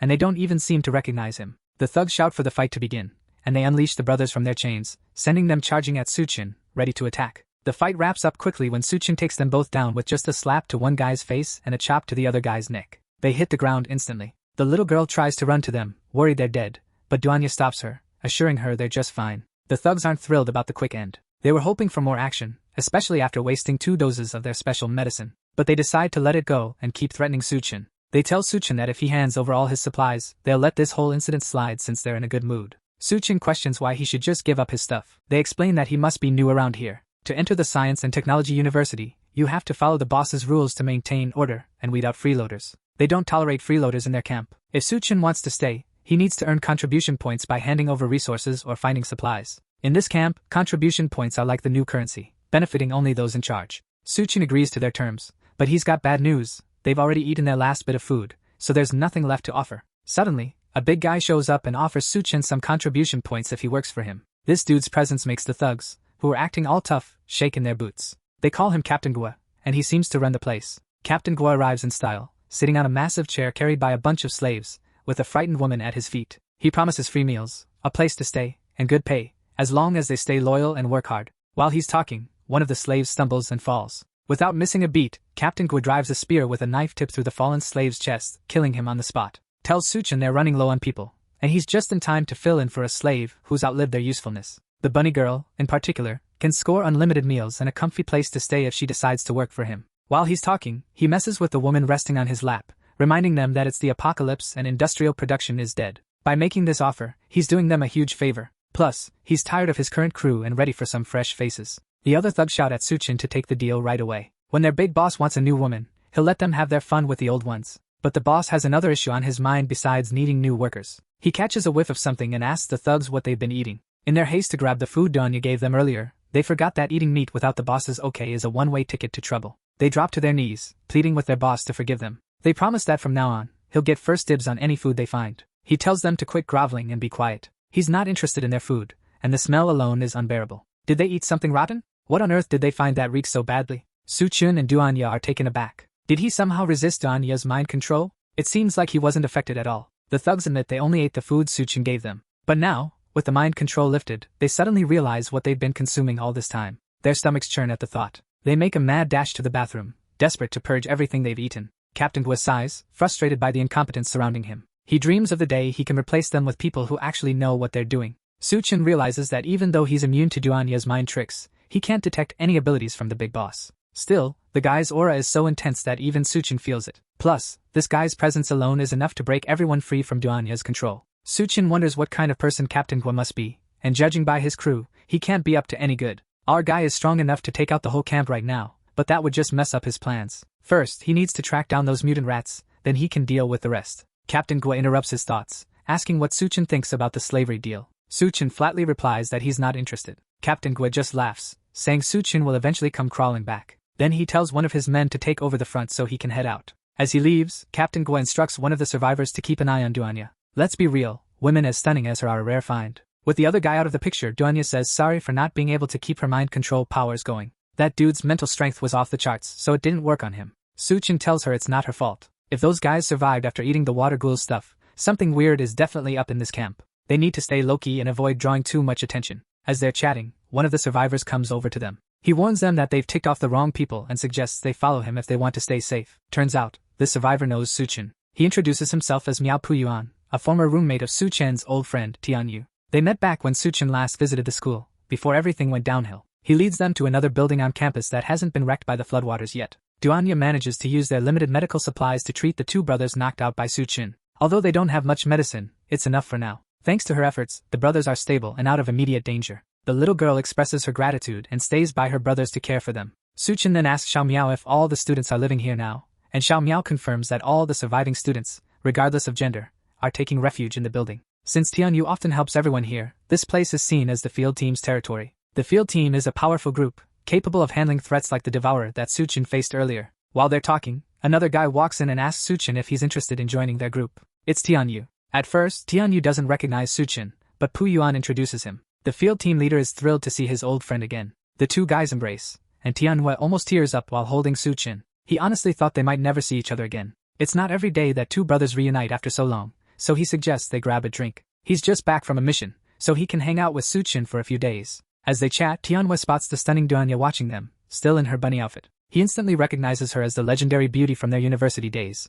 once known as the icy goddess Donya. She's feeling awkward about it, and nervously says that those days are behind her and don't matter anymore. The faction leader turns to Xiao Miao, curious about how this legendary goddess ended up in their settlement, and why she's dressed as a bunny maid. Now that it's mentioned, Xiao Miao realizes the woman in front of him is none other than senior Donya from medical school. All the stares and whispers make Donya cling to Suchun, begging for a change of clothes. She's mortified to be seen like this by her juniors. Suchun chuckles and agrees, letting her find something else to wear. Meanwhile, the other two guys are burning with jealousy because their buddy is getting all cozy with the goddess Donya. Then, Tianyu offers her a private room to change in. It's a bit cluttered, but she can sit wherever and change in peace. Suchun notices it's a luxury room, probably bought with a ton of contribution points. The faction leader also spots that they didn't bring any bags, wondering where the clothes came from. But Suchun quickly shifts the conversation, asking about his usual missions. They must be pretty risky if they take him days to complete. Honestly, nowhere in the world is truly safe. Suchun and Donya still look pretty fresh, so he figures they haven't faced the apocalypse yet. He invites them to join the field team so he can look out for them.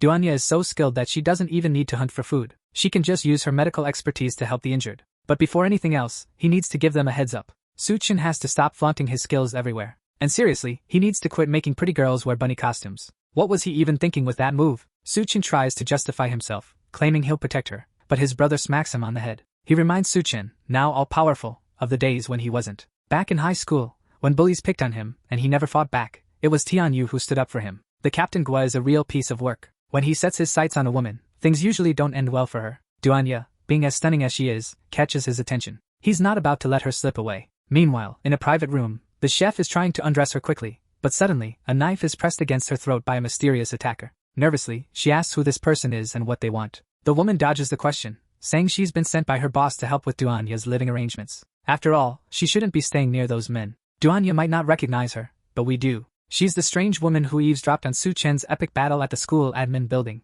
She knows what he's capable of. Right now, though, she's just here to capture the lovely senior, Duanya. The chef tries to explain that there's already enough room in the settlement, and she doesn't need any help. But the other woman insists, saying the boss specifically asked her to come, and no one says no to the boss. Duanya is about to step up as a pioneer. She uses her mind control powers to report the woman. This makes the woman freeze, unable to move. Duanya tells her to let go, and she does, stepping back and dropping her hand. Using her mental powers to control people is tough, but she can pull it off for a bit. For now, she's done her part, and Su Chen can take it from here. She heads to the door to alert the others. The woman forces herself to stab her own hand. The shock and pain snap her back to reality. She uses this brief clarity to attack Duanya. The two crash into the wall. All the noise alerts the people outside. They start banging on the door, asking Duanya what's going on. No one would make such a racket just changing clothes. The attacker tries to shut her up by covering her mouth, but it doesn't work. With no response from inside, they start to panic. Fearing the worst, they break into the room. The first person to step in is cloaked in shadows. The attacker doesn't recognize this person at first. She charges at him with lightning speed,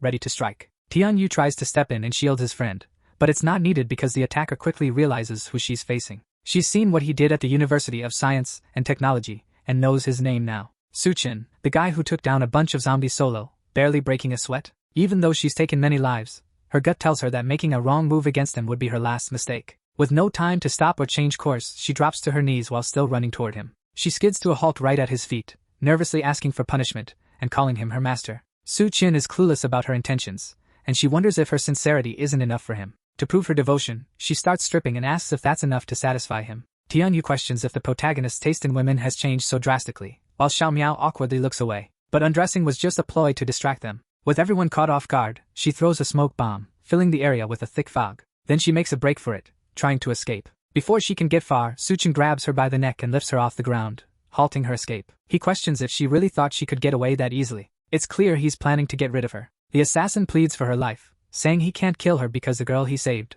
along with her two brothers, has been taken to the settlement's arena. If he kills her, there will be serious consequences for those three. Su Chen doesn't care at all and throws her into the floodwaters outside the building. The others, however, are worried about what she said. The girl she's talking about is Xiao Mei, and it seems the guards took her and her brothers while no one was watching. Xiao Miao wonders what they should do now. If they don't rescue them, those big mutant rats will definitely get them. The mention of rats grabs Su Chen's attention, as that's why he came to the settlement in the first place. He decides to go check it out himself, and Tianyu advises him to keep calm and avoid any conflicts. Over in the arena, Xiao Mei stands nervously in the center, ready to fight for her brothers. Captain Gui sits on a stage in front of her, clearly running the show. He announces that since her brothers failed their tasks, they've been sentenced to death. But because she's willing to fight, he's decided to give them one last shot. The brothers are hanging by their necks behind him, barely clinging to life. They try to warn Xiao Mei not to trust him and to escape, but Captain Gui says it's too late for that. Xiao Mei, however, refuses to back down. If there's even a slim chance to save her brothers, she's all in. She asks Captain Gui again if he'll really release them. He replies that he'll keep his promise, but only if she survives the fight. Behind her, a cage swings open, and out comes a massive rat heading straight for her. She barely has time to react before it sinks its teeth into her arm, making her scream in agony. The rat lifts her off the ground, shaking her violently as it gets ready to devour her. Desperately, she fights back, and memories of her brothers flood her mind. She recalls when they were starving, and one of them found some mushrooms. She warned them they might be dangerous, but her other brother decided to test them himself. He didn't want Xiao Mei, just a young girl, to risk it. After eating two, he collapsed from the poison, and they barely managed to save him in time. That scare drove the brothers to head into the city, tasked with finding Su Chen. If they succeed in return, they'll earn contribution points, finally freeing them from starvation and the gamble of eating unknown foods. The two brothers, who risked everything for their sister, now shout for her to escape and not worry about them. They want her to survive and live a good life, even if it means leaving them behind. They can't stand the thought of her being devoured by a monster. Captain Gui orders his guards to silence the brothers. The guards kick the supports holding the brothers up, making them fall and choke on the ropes. Xiao Mei cries out for her brothers and tries to fight back against the rat. She grabs a large stick and jabs it right into the rat's eye. The creature howls in pain and finally lets her go. She races to save her brothers, urging them to hold on. It's a bit ironic, but her intentions are sincere. The rat monster recovers and quickly chases after her. It pins her down with its massive paw. Captain Gui finds it all amusing, watching her desperate attempts to save her brothers as Xiao Mei cries out for them. There's no way out for her, and it seems all hope is lost as the rat looms threateningly above. With one last desperate cry, she pleads for someone to save them. Su Qian shows up instantly, taking out the rat with a swift slap. The rest of the crew rushes in, and Tianyu scolds Su Qian for acting without thinking. But Su Qian isn't bothered. To him, these creatures are just oversized rats, and that was a piece of cake. Captain Gue is stunned but quickly regains his composure. He didn't expect anyone to willingly enter his arena, but if it's death the protagonist seeks, he's ready to oblige. As he speaks, massive gates swing open, releasing a swarm of rats. Su Qian stands unfazed, ready to tackle the horde with one hand casually in his pocket. Meanwhile, Xiao Miao and Tianyu manage to rescue the two brothers from their deadly traps. The brothers express their gratitude. The little girl points out that it was actually Su who saved them. Up in the higher levels overlooking the arena, a drenched assassin watches the scene unfold with disdain. A scientist in a lab coat stands behind another, asking if Su Qian is the special research subject she mentioned. She confirms, saying he's got superior genes that could solve the instability of the Doomsday genes. If they manage that, they can make the rats created with the latest tech even bigger and more ferocious. Su Qian locks eyes with those rats, both ready to pounce at any moment. The scientist is betting on Su Qian, but if he bites the dust, he wasn't cut out to be their test subject anyway. Su Qian doesn't waste a second, effortlessly taking down several giant rats in the blink of an eye. His companions are stunned, and Tianyu wonders if this is really the Su Qian he knows. Sadly, despite his impressive display, none of the giant rats had crystal nuclei. His only shot at getting one is from the Rat King. Suddenly, right on cue, an announcement blares from the speakers scattered around. It's the scientist who's been watching the fight the whole time. He declares that Su Qian is the experimental subject he needs and orders Captain Gue and Tianyu to capture him, dead or alive. Seems like these two settlement leaders take orders from him. Captain Gue is all too eager to hand Su Qian over for experimentation. Xiao Miao quietly urges Danya to escape with him immediately because things have gotten really bad. If she doesn't leave now, she might never get another chance. She insists she's not going anywhere as long as Su Qian is still there. Captain Gue taunts Tianyu, reminding him that he knows the field team leader and Su Qian are brothers. Now that he's got a direct order from their boss, what's Tianyu gonna do? Stick with his brother or side with the guy who helped him survive the apocalypse? Su Qian brushes off the ramblings of the crazy fat guy and turns to Tianyu, asking why everything's spiraling into chaos. Tianyu explains that the guy upstairs is Luha. When the apocalypse hit, this scientist cooked up a drug that boosts strength, letting him take over the university. But in this apocalyptic world, nothing comes for free. The drug demands a trade-off. Users sacrifice their life force for power. If they stop using it, they become weaker than everyone else. This dependency forces them to obey the scientist's every command. Su Qian offers a way out of this mess, promising freedom from the drug's grip, but only if Tianyu decides to join him. The faction leader, with no other options, lowers his head and tells his brother he's got no choice in this. Captain Gue bursts into laughter at the sight of the brothers' betrayal. Watching them turn on each other fires him up to take down our protagonist for good. He lunges at Su Qian, ready to take him down, but right at the last moment, Tianyu jumps in and kicks Captain Gue away before he can land a hit. The big guy is totally caught off guard and goes flying from the kick. He snarls at Tianyu, who rips off his shirt, gearing up for an all-out captain showdown. Even though the odds aren't in his favor, he's determined to fight for what he believes in and the people he cares about. Tianyu calls out the big guy, saying he's betraying the doctor just to use the drug for control. He argues there's no point in siding with someone who treats his life like a bargaining chip. If he's got nothing to lose, then dying doesn't matter. But if anyone tries to harm his brother, he'll fight them to the bitter end. Su Qian grins at his brother, standing tall in front of everyone. In that instant, the faction leader looks just like our main guy remembers from way back. Tianyu charges at the powerful captain, who taunts him by saying he's ready to crush them all since Tianyu is so eager to meet his end. Tianyu lands some solid punches on Captain Gue, but then, the big boss reveals his secret weapon. Turns out, their leader knew about the betrayal. So, he gave Captain Gue a stronger drug than what Tianyu received. Because of that, the captain's fat acts as his ultimate shield, making him nearly invincible. He lifts his weapons and slams them down on an unsuspecting Tianyu. Tianyu barely catches both clubs before they smash him, but the impact makes him cough up blood. Then, Captain Gue flips a switch, sending electricity through the weapons. Tianyu struggles to hold on, and just when it seems like he's about to give in, Su Qian jumps in to back up his brother. He delivers a powerful kick to both metal mallets, using his feet to knock them out of Captain Gue's hands. The mallets pierce his body, and the electric shock makes him fall back. Captain Gue instantly collapses, dead on the spot. Su Qian's feats just keep getting more mind-blowing as time goes on. Up to now, the scientist has poured all his resources and manpower into evolving humans into perfect beings, achieving major breakthroughs in his experiments. But with our protagonist's recent show of strength, it's clear all those experiments were pointless. The perfect human has been right here all along. The scientist offers Su Qian one last chance to join him and become the first truly perfect human. Su Qian knows there's more to this plan than meets the eye. When the scientist talks about perfect humans, he's really thinking about a rat. To the scientist, rat genes are the closest match to human genes. By using these rodent genes, he plans to create an army of rat men and take over the world. In his vision, the apocalypse would be a paradise for him and his rat army. Qian thinks the plan is ridiculous and flat-out rejects the offer right away. Lu Heian figures Su Qian just doesn't get how amazing his evolution project could be. To win him over, he needs to show Su Qian what a brilliant idea it is. Meanwhile, the attacker from before lines up a sniper shot from a window overlooking the arena and takes the shot. Su Qian dodges what seems like a tranquilizer dart, and it ends up hitting Captain Gue instead. The big guy starts transforming into a terrifying beast, and even his electrified mallets get absorbed into his body. This dude used to be a sumo wrestler, so his bulk made him tough against heavy hits. Now, with that level 3 drug injected into him,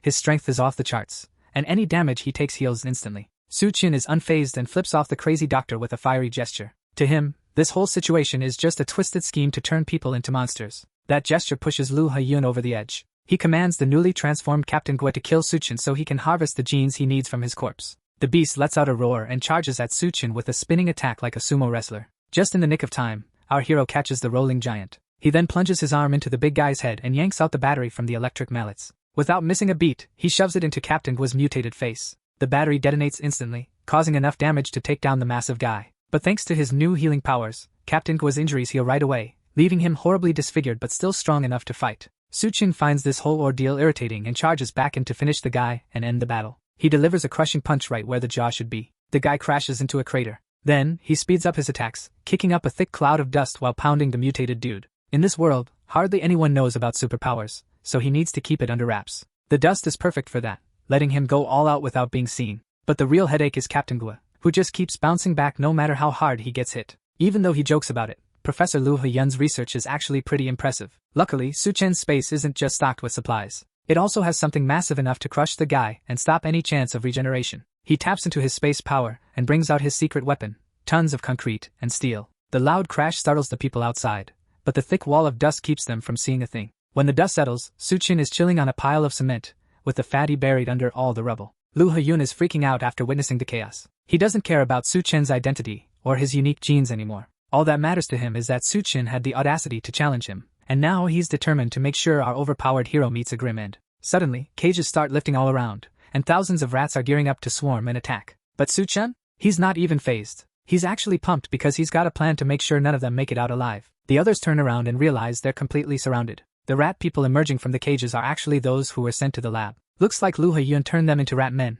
and now they're mindlessly following his orders. Suchin can't waste time on these small fry because his real target is the mad scientist overseeing them. If he doesn't take down Lu Haiyun, the mutant rat army will just keep coming. So, he has to leave them for now to deal with the root of the problem. Duanya recalls him saying she needs to prove her worth to stay by his side. If she can't show she can handle things alone, there's a chance he'll leave her behind. She gets it and promises she'll keep the situation under control. Still, he tells her if things get out of hand, she should shout for him. Once Suchin leaves, she quickly takes charge and steps up to lead the group. They're surrounded by a ton of rats, and she's never managed this many before, but she has no choice now. She uses her mind to control and stop a huge swarm of rats. The rest of the crew is all about taking out as many enemies as they can. Meanwhile, Lu Haiyun is chilling on the top floor of his tower, watching the chaos unfold. He thinks the folks fighting alongside Duanya are traitors, but he's not too bothered since they're just rat men Chao soon. Out of nowhere, his assistants rush in to report that Suchin has taken out the building's security and busted into Miss Yun's room. That definitely gets Lu Haiyun's attention, and you can tell that room is a big deal to him. He ditches his lab coat and tells his team to inject him with the Doomsday gene.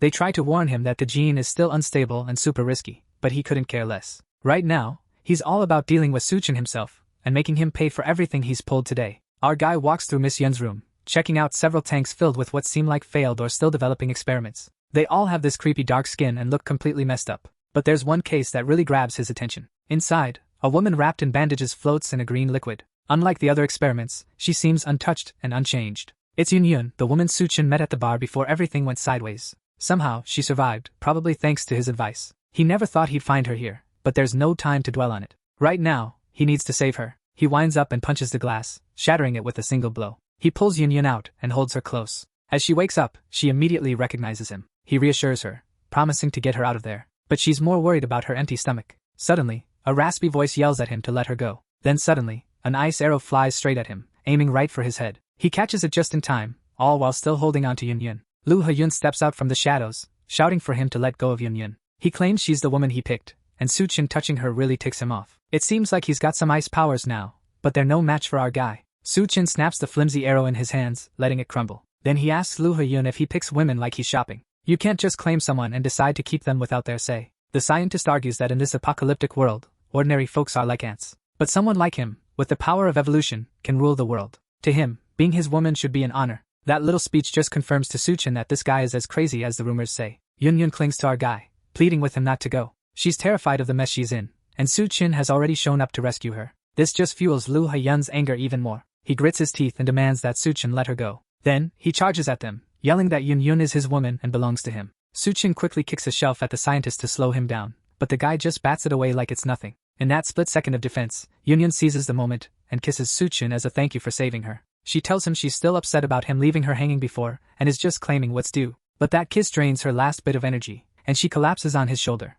passing out immediately. That finally pushes Lu Hyun over the edge. He hunches over, seething with anger, feeling the sting of the worst betrayal ever. His rage makes him lose control. In that moment, he decides that she won't be with him, she can go down with Suchin. He starts evolving, his clothes ripping apart as his eyes glow white and veins pulse all over his body. His skin begins to darken, and his teeth grow into sharp fangs. His body expands while his skin tightens around him, and his nails morph into deadly claws. By the end of his transformation, he's a terrifying half-man, half-rat creature. He vows to show Suchin the true power of a god, but Suchin isn't fazed. He calmly holds Yun and invites the scientist to bring it on. Suchin helps Yun sit against the wall, urging her to rest. She complains about being hungry again, so he shares some chocolate with her. Yun looks weak and frail after being trapped in the lab for so long, and Suchin is clearly worried about her. As they share this quiet moment, Suchin's eyes suddenly widen as he senses a hostile presence nearby. An ugly monster appears beside them, furious that it's being ignored. This creature looks terrifying with its sharp teeth and long claws, ready to tear them apart. It taunts them, saying they're brave to be so distracted,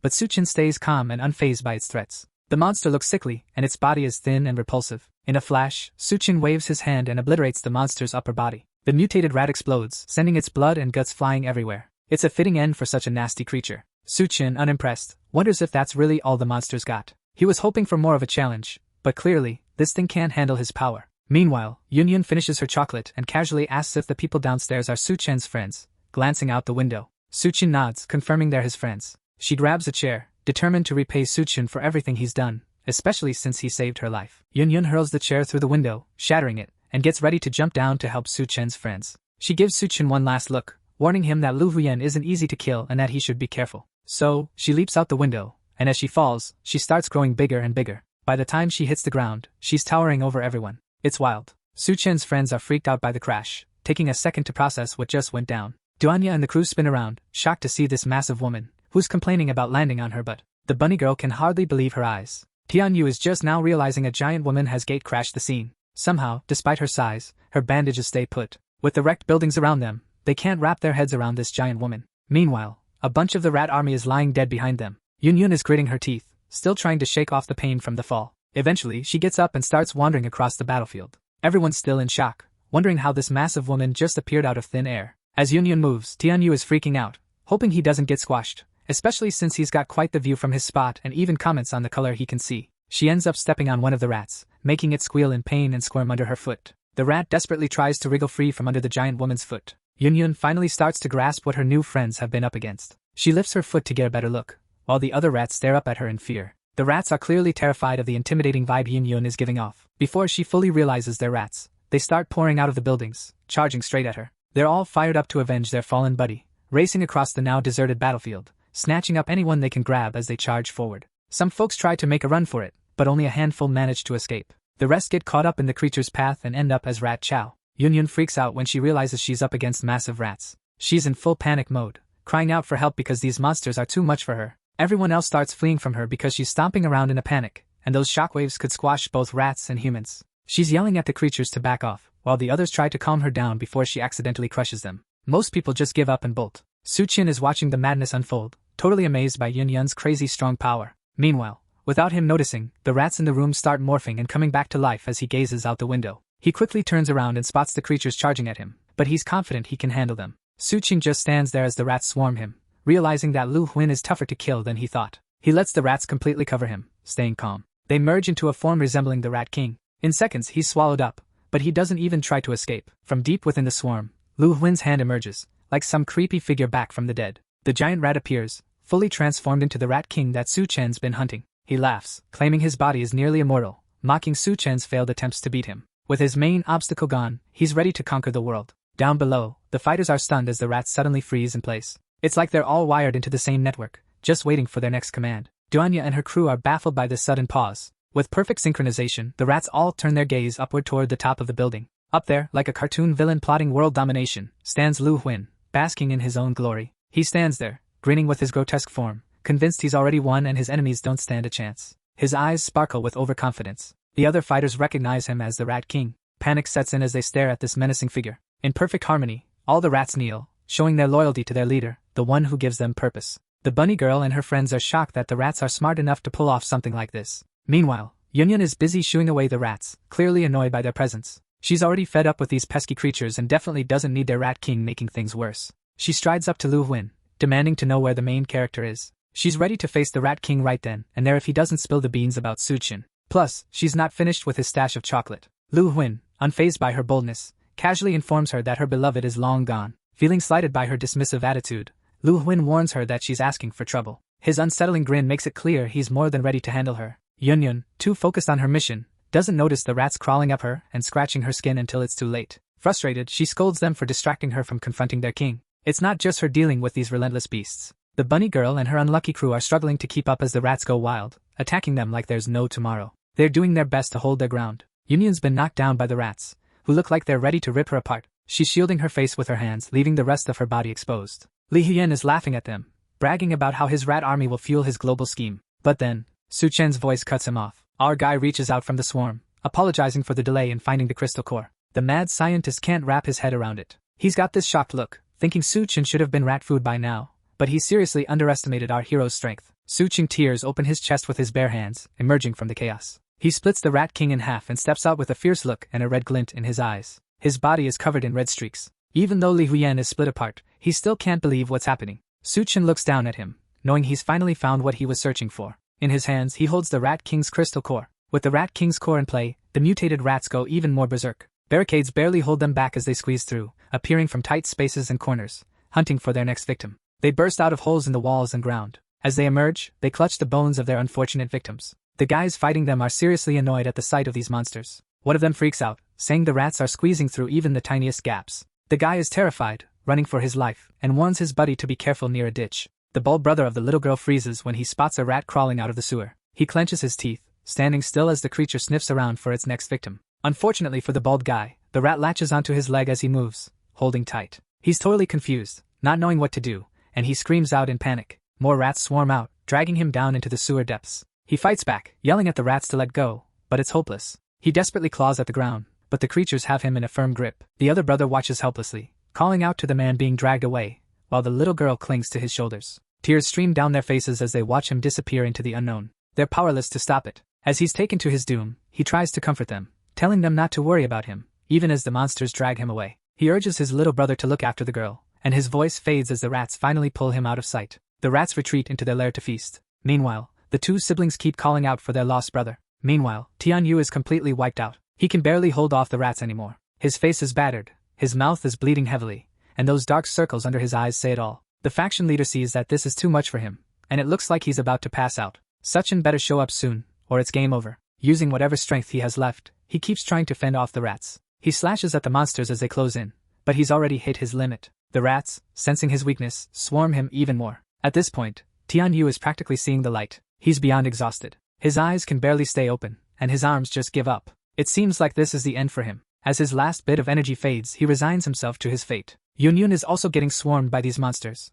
They're crawling all over her, biting her, and she's wincing and crying out in pain. The buildings around her are taking a beating as she jumps around trying to shake them off. Duanya isn't having a great time either. These rat monsters are charging at her, and she admits there's no way she can block or mind control all of them at once. Tian Yu glances up at the sky and spots a dark figure perched on top of a building. This mysterious figure suddenly jumps down from the roof, landing right in front of them with a threatening vibe. As it hits the ground, it takes out some of the nasty rats, sending the rest scurrying. Its face is shadowy, but it's got this bright, creepy grin. The aura from this shadowy figure is insanely strong, and Tian Yu is just frozen in fear. He yells that it must be the Rat King and thinks this might be the end for him. She's on the verge of tears, thinking Su Qian might have blown it against the Rat King. It's hard to wrap her head around him failing, given his insane power. But then, the monster speaks up, telling them not to freak out. The ex-chef recognizes Su Qian's voice and starts to chill out a bit. The dark aura lifts from his face, and yep, it's our guy. Despite the panic, he took down the Rat King and absorbed its power. The Crystal Core's consciousness is trying to take over though. But with his strong mental game, he's keeping it in check.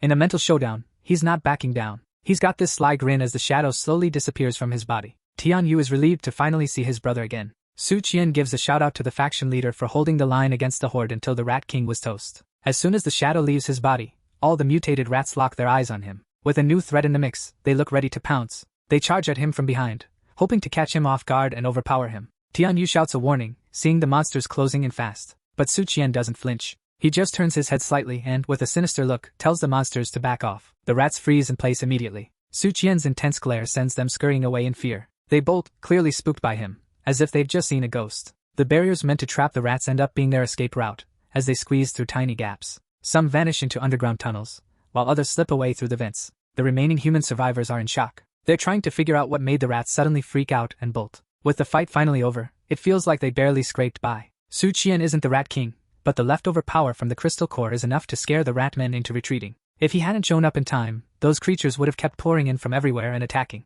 But there's no time to relax. Tianyu starts coughing violently as his body reacts to the withdrawal from the scientist's drug. Su Qian rushes to support his brother, who looks like he's about to collapse. It turns out the drugs the scientist gave them also provide immense strength, just as they suspected. But the more power they use, the deeper the poison seeps in. Su Qian urgently asks Yunyun what he can do to help his friend. She tells him there's a corpse in Lu Heyun's lab that holds the key to their problems. If he can get a blood sample from it, they can create a serum to counteract the poison. With this mission in mind, Su Qian heads back into the lab to find the creature Yunyun described. He arrives at a door, deep in the lab, where he previously encountered the Rat King. He wonders if this is the spot Yunyun mentioned. As soon as he gets there, he senses a heavy, oppressive aura seeping from behind the door. Whatever's in there, it feels unnatural, and he can sense it even from outside. With no other choice, he opens the door, letting the stale, icy air from the lab spill out. Stepping into the room feels like walking into a black hole. As he steps inside, he feels like he's breaking through an invisible barrier at the lab's entrance. The sensation is so intense, he can hardly believe it. It's as if he's walked through a wall made of pure mental energy. He checks himself over, but nothing seems different. He looks ahead, puzzled by who he's seeing. Yunyun mentioned the lab should be full of corpses, yet, instead of a decaying body, there's a woman casually working at a computer. Her greeting feels like she was expecting him all along. She turns and calls him her classmate Lu. Su Qian is baffled. Why is she mistaking him for Lu? He doesn't resemble that lunatic at all. He glances at his reflection in a lab machine and sees he actually looks like Lu Heyun. Instantly, he realizes this has to be some kind of illusion. He needs to snap out of it soon, but for now, he's just going with the flow. He greets the older lady, calling her Professor Xiao, and she invites him to sit down. Su figures he's somehow inside Lu Heyun's memories, reliving some past events. Xiao removes her jacket, and he asks why. She explains that the lab is too stuffy, and she needs to cool down. There's a crab on the table they're experimenting on. Lu tells her that these crabs have a common parasite. She agrees, describing it as a weird creature that uses its host for protection while living with it. It's a parasitic organism known as a succulina. So, they're both supposed to be researching the crab, right? But then Professor Xiao gets this bright idea. As they lean in closer, Xiao asks if he finds the creature fascinating while casually leaning against him and feeling his chest. Lu's trying hard to keep his cool, but it's tough with her wearing such revealing clothes. She keeps rubbing his chest, making him even more nervous. Things heat up when she leans in and comments on how she didn't expect him to be both smart and in such good shape. Lu flashes a sly grin, clearly ready to make the most of this situation. He spins his chair around, and Xiao ends up sitting on his lap, almost like she's trying to pin him down. He tells her she must have dressed like that to sway him, and he's not about to miss a chance with a gorgeous woman. She'd rather mix some chemistry with him than focus on work, and things are getting pretty intense. The chair Lu's on is squeaking as they enjoy their little escapade. While they're messing around in the lab, Lu pushes the professor against the glass. She glances outside and notices the moon looks a bit off. It's the day the apocalypse kicks off, and the moon sends a scorching burst of light right into the room, catching the couple with barely any clothes on. Suddenly, they're engulfed in a searing fire. She yells for the curtains to be closed ASAP. The heat is unbearable, and they're left wondering when it'll stop. Their fun room turns into a survival bunker, and they start rationing the few supplies left in the lab. After a while, Xiao tells Lu they're running out of food, but she's going to take the last snacks they have. It's just a small bag of junk food, barely enough for one person. Lu loses it, slapping her hand away before she can grab it. He glares at her, saying the supplies are more important than her life. The guy looks possessed, his eyes blazing with anger. The professor trembles in fear, apologizing for trying to take the food, saying she's just too hungry. She can't believe it when he picks up a sharp knife, thinking if he acts fast, he can retrieve the undigested food from her stomach. He plans to cut her open and salvage whatever he can find inside. With a swift move of the dagger, her blood splatters all over the room. Zhao's lifeless body is sprawled on the floor, and Lu's just relieved to have found some food, even if it's all in her stomach now. Later, he mentions that the rats have evolved after munching on her flesh, but their wild transformation is far from perfect. When he kicks off his experiments, he uses her blood to whip up a serum and discovers it can neutralize poison. What really blows his mind is that her body is still alive and morphing. He sees her as the ultimate research subject and plans to create something extraordinary. Diving into the data, he's blown away and thinks it's absolutely mind-blowing. He even says it's not a stretch to call it a doomsday gene. With Gao's decaying body hanging in chains in the lab, he grins and tells her to brace for more surprises since she just refuses to die. Then, he fires up a chainsaw, laughing like a madman, and gets ready to cut her up some more. Xiao, who barely looks human anymore, asks if he's found the crystal core he's been searching for and urges him to eat it. Meanwhile, he's holding the crystal core, laughing like a maniac, and she questions why he's hesitating. But then, Lu snaps back to reality and tells her he won't eat it because it's just a piece of junk. He shatters the crystal core, leaving her shocked. She demands to know how he figured it out. Slowly, Lu's image fades, revealing Suchen's face. He tells her that if he really had a crystal core, she'd be dead by now. She curses Suchen for managing to escape. She finally found a human perfect for her plans and was so close to winning. But our main guy's insane mental strength ruined it all. Suchen slowly reaches for her brain, but she pleads with him to wait. She breaks down, yelling in anger and desperation, saying she's just a hurt woman. She even offers him her power if he lets her go. Suchen looks at her with pity for a moment, and reminds her that once a Sakulina takes over a host, it controls their mind. So, he has no reason to let her into his. He then grabs her head as she makes one last plea, but Suchen remains unmoved. He crushes her head, and blood splatters everywhere. Her body starts to fade away, and he wonders if it's because the crystal core is missing. With the crystal core finally in his hands, he's relieved that everything went smoothly this time. Just moments later, he remembers his main mission was to snag a sample of her blood. With Xiao now reduced to ash, he's worried about the antidote he's after. Luckily, it hits him that there must be some antidote samples stashed in the lab. Apparently, once this parasite latches onto a host, it spreads root-like branches throughout the body, taking control of their actions. Eventually, the host becomes a puppet to this crab-like parasite. With the university now empty, dozens of refugees are left roaming the streets, searching for a new place to settle. The good news is the floodwaters have gone down, so the roads are open for travel. The bad news? The corpses that were underwater are starting to mutate again. As the group makes their way through the deserted streets, they're told to quit gawking and keep moving to avoid wasting time. Yunyun is clearly on edge and asks Duanya where Suchen is taking all the medical students. Duanya warns her that the mutant rantmen who escaped are hanging around the University of Science and Technology, making it unsafe for humans now. With medical students being rare gems in the apocalypse, Suchen plans to escort them to the safe zone in the next town. Yunyun is frustrated because they still have a long trek ahead, and she's already starving. She figures finding Suchen might score her some food, but Duanya stops her, saying she can't go. Yunyun's puzzled about why Duanya is so protective and keeping her from getting food, but for Duanya, a former chef, it's deeper than that. She tells Yunyun that if she's tagging along, she needs to follow orders and behave. Duanya recalls a moment when Suchen stood over her while she sat helpless on the floor, wondering what had gotten into him as he acted oddly. Suchen's eyes are blazing as he grabs her, telling her not to worry. He's burning up and needs to cool down, no matter what it takes. She is stunned when he suddenly kisses her, but she doesn't pull away. After that, she starts feeling strange, and the two of them end up getting close during a heavy rainstorm. Fast forward to now, Duanya reflects on how wild Suchen got after that night. She wonders if it's a side effect of the crystal cores he's been absorbing. As they continue through the city, Suchen explains that once the floodwaters go down, bacteria, viruses, and even plants will start mutating. Many resettlement areas will crumble without enough doctors. They're in short supply, but if they can make the most of the ones they have, they might just establish their own resettlement area. Besides securing their own territory, he's confident they'll have the resources to stand up to any new threats that pop up. Plus, Yunyun discovered a way to make serums and recovery potions, so the harvest was pretty sweet. Suchen is counting on Tianwei and the others to lend a hand once they're back on their feet. With his space ability, he managed to stash all the lab equipment and materials into his dimensional space. He's curious about the rat's crystal core he absorbed. It not only boosted his berserker ability but also made him physically stronger. The crystal core also gave him ice powers. He can only make a little ice now, but he's determined to level it up. And as if he wasn't already OP, the half-body female mutant's crystal core added more skills to his toolkit. He got 2 psychic abilities, but he's bummed he didn't snag the power to create illusions. Tianwei hears a strange noise nearby, making everyone else super anxious. Suchen kicks in his first psychic ability, spiritual perception. It seems to come from the corpse's thirst for blood. His eyes glow a fierce red, and he gives off a seriously intimidating vibe. This power lets him spot the heat signatures of living creatures within a 30-meter radius, like he's a walking heat radar. He quickly realizes there are loads of mutated people hiding in the buildings, just waiting to pounce. One of Suchen's crew spots something terrifying and urgently tells everyone to look up where he's pointing. They all see a woman hanging from the traffic light pole above them. One of the girls spots someone hanging and realizes it's Rui,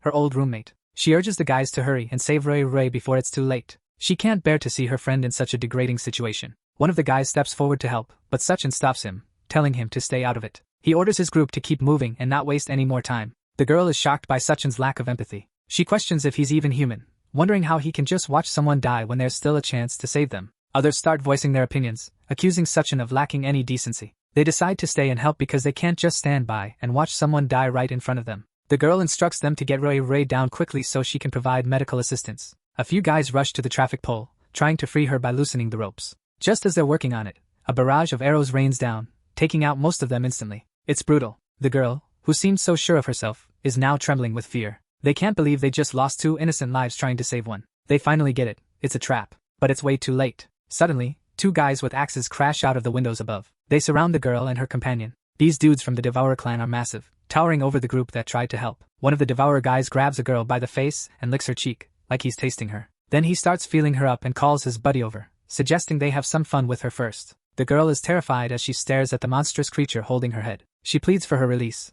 but it's hopeless. Her friend jumps in to help, demanding the Devourer let her go, but he doesn't notice another enemy charging at him with an axe. The guy is instantly killed, and his blood sprays everywhere. As he dies, the brute mocks him, saying he should accept being food. The girl isn't as fortunate. The man tears her shirt and suggests they keep her for breeding instead of killing her right away. Her screams echo. Su-chen's group hears the screams as they continue their march to the safe zone. She asks if the woman left hanging was used as bait, and he confirms it. But even though they've gotten what they wanted from the other group, it doesn't mean they're safe yet. In fact, they're already surrounded by devourers. The group starts to panic, scanning the area, hoping to spot the attackers before they strike. Su-chen stays chill, seeing this as the perfect moment to try out his new skill, corpse control. His eyes light up with a vivid purple glow. Instantly, a bunch of undead corpses start marching out from an alley, ready to ambush the devourers hiding in the buildings. It's payback time for those about to spring a trap. The Devourer clan gets blindsided by Su-chen's wild horde of mutated corpses. They barely have a second to react, but they still manage to slice through most of them like they're nothing. These corpses are just minor obstacles in their path, and the 2 brutes easily tear through them, scattering the rest like bowling pins.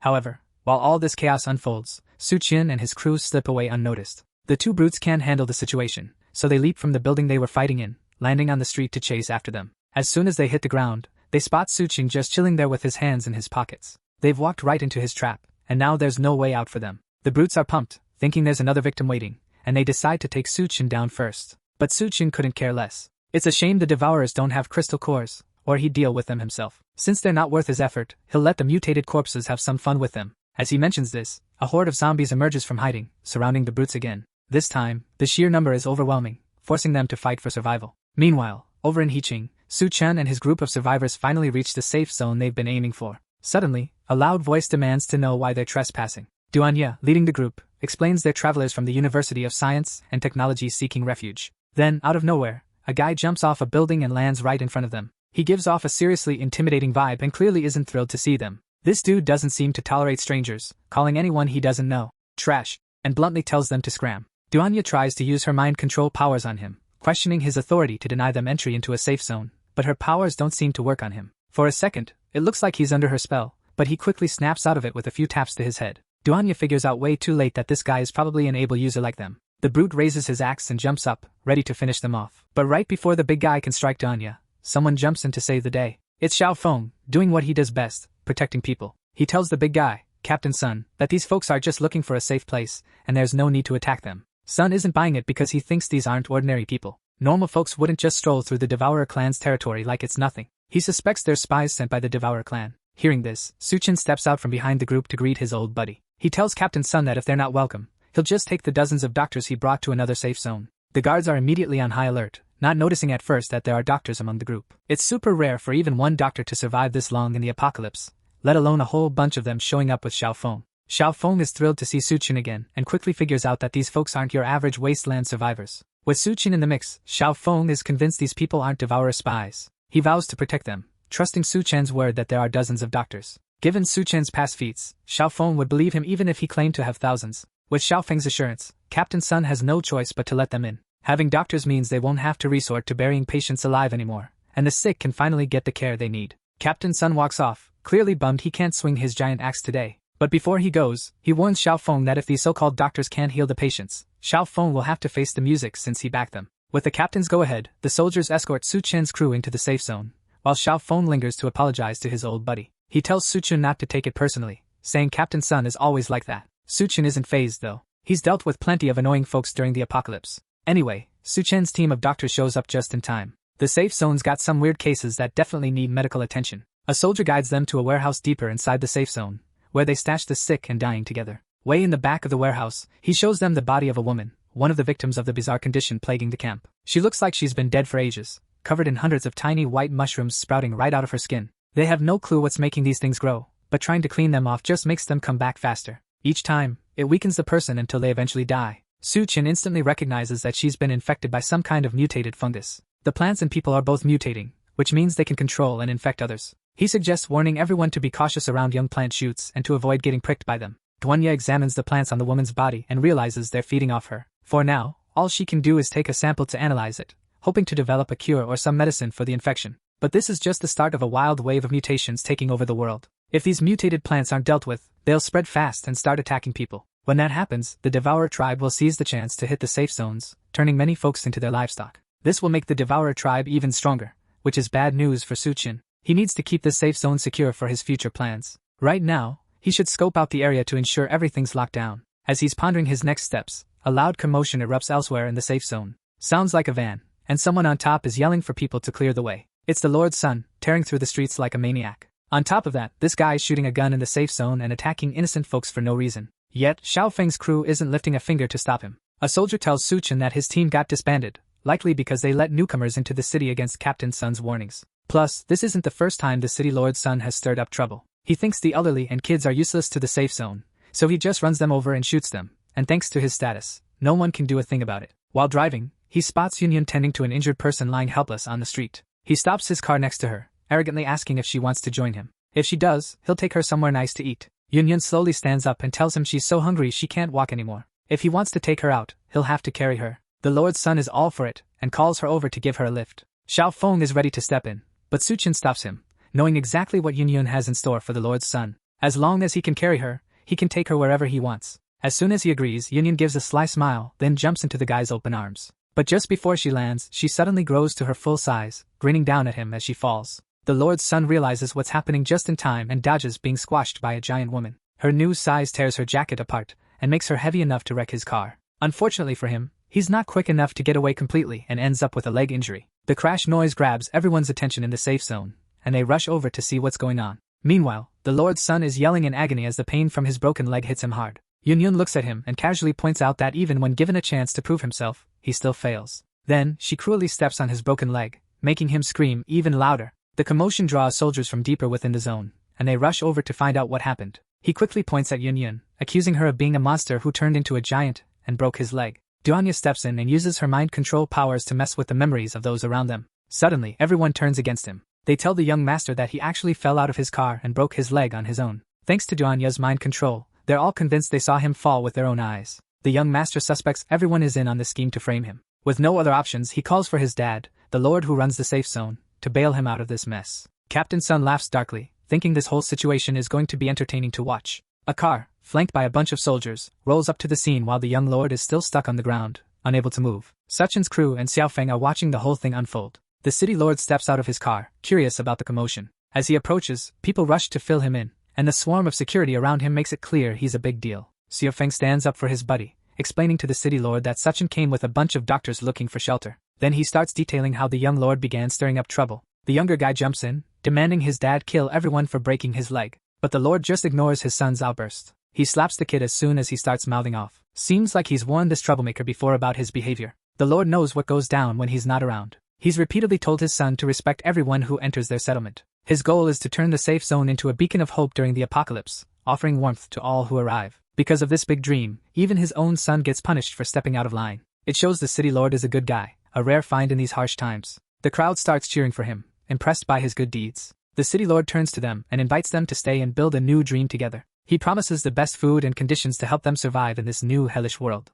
Xiaofeng tells Su Qian that thanks to the city lord, his group can stay without any issues, but his friend is already gone, along with his 2 girlfriends. They left the city as soon as the city lord showed up, trying to avoid any revenge for Yunyun crippling his son. So, the 3 of them end up sleeping in the woods for the night. Yunyun nervously tells her new sister it's her first time sleeping outside. She hopes Duanya has some experience since she survived the apocalypse for so long. The former chef tells Yunyun to quit overthinking. With Su Qian around, who knows if they'll even catch any sleep. Our main guy sneaks up on them, telling them to quit fooling around. Someone's coming, and they better be ready for a fight. He then calls out to the folks hiding behind a pillar, telling them to show themselves. They were trying to sneak up on the group, but Su Qian was onto them ages ago. The hidden group steps out, asking if Su Qian really thought he could hide after breaking the young master's leg. They're surrounded by dozens, who claim there's no escape. But joke's on them, Su Qian never planned to run. He just wanted to avoid a bloodbath in the city and accidentally hurting his friend's crew. The guys walk up to him, mocking his talk of a killing spree since he's clearly on the brink of death. They decide to stop wasting time with words and just finish him off. Su Qian casually obliterates one of the approaching men with a single punch, making the others realize what he meant by killing spree. They panic and start shooting, hoping to take him down fast. But Su Qian whips out his dual katanas and slices through all of them in a flash. The last guy left pleads for his life, promising to spill a secret about the city lord if he's spared. Our guy halts his sword just before it takes the man's head off and tells him to go on. The man reveals that the city lord has close connections with the Devourer clan nearby. Every week, they secretly trade behind everyone's back. The city mayor hands over some refugees in exchange for food. Yunyan clocks the guy on the back of the head right after he spills the beans. Turns out, they've been trading young folks for food all along. The guy takes them to the city gate, where these shady deals usually happen. There, they spot a bunch of people locked up in a cage, with a thug from the Devourer clan keeping watch. The thug tells the guard who brought them that the food will be tossed to the gate by dawn. Then he grabs the guard by the neck and lifts him up. The guard tries to fight back, but it's pointless as the Devourer brute sinks his teeth into the guard's neck. With one swift motion, he tears the guard's head clean off. These guards are just temporary hires, refugees really, and the city lord makes sure there are no witnesses left. The guy asks if he can leave now that he's spilled everything he knows. But Su Qian isn't done with him yet. There's one more thing he needs to do. They tie the guy up and leave him hanging over an empty street, hoping to draw devourers to the spot. Their plan works like a charm. His screams are like a dinner bell for the brutes nearby. To them, he's just a free meal waiting to be claimed. One of the brutes wonders why there's a guy just hanging around in the middle of nowhere, but his buddy couldn't care less. He's all about that free food. They rush the guard and deliver a punch to his gut, making him cough and pass out. But their noisy charge sets off Su Qian's trap. Suddenly, a booming voice echoes from above. Turns out, it's Yun who's been orchestrating this whole setup, dangling the guy as bait. She grabs one of the brutes, who's now fighting desperately for his life. Meanwhile, another brute spots the glint of a sniper scope from a window above. That's when it hits them. This was all a setup. Upstairs, Duanya is locked and loaded, carefully aiming her sniper rifle at the devourers below. Su Qian recalls how the devourers have mutated so much that their skulls are probably bulletproof, meaning she needs to hit the same spot multiple times to take them down. She takes aim at one of the devourers and fires 3 shots, nailing him right on the forehead with each burst. Meanwhile, the other devourer is still struggling against Yunyan's giant hand as it tries to crush him. He doesn't even notice Su Qian sneaking up from behind until he feels her hand on him.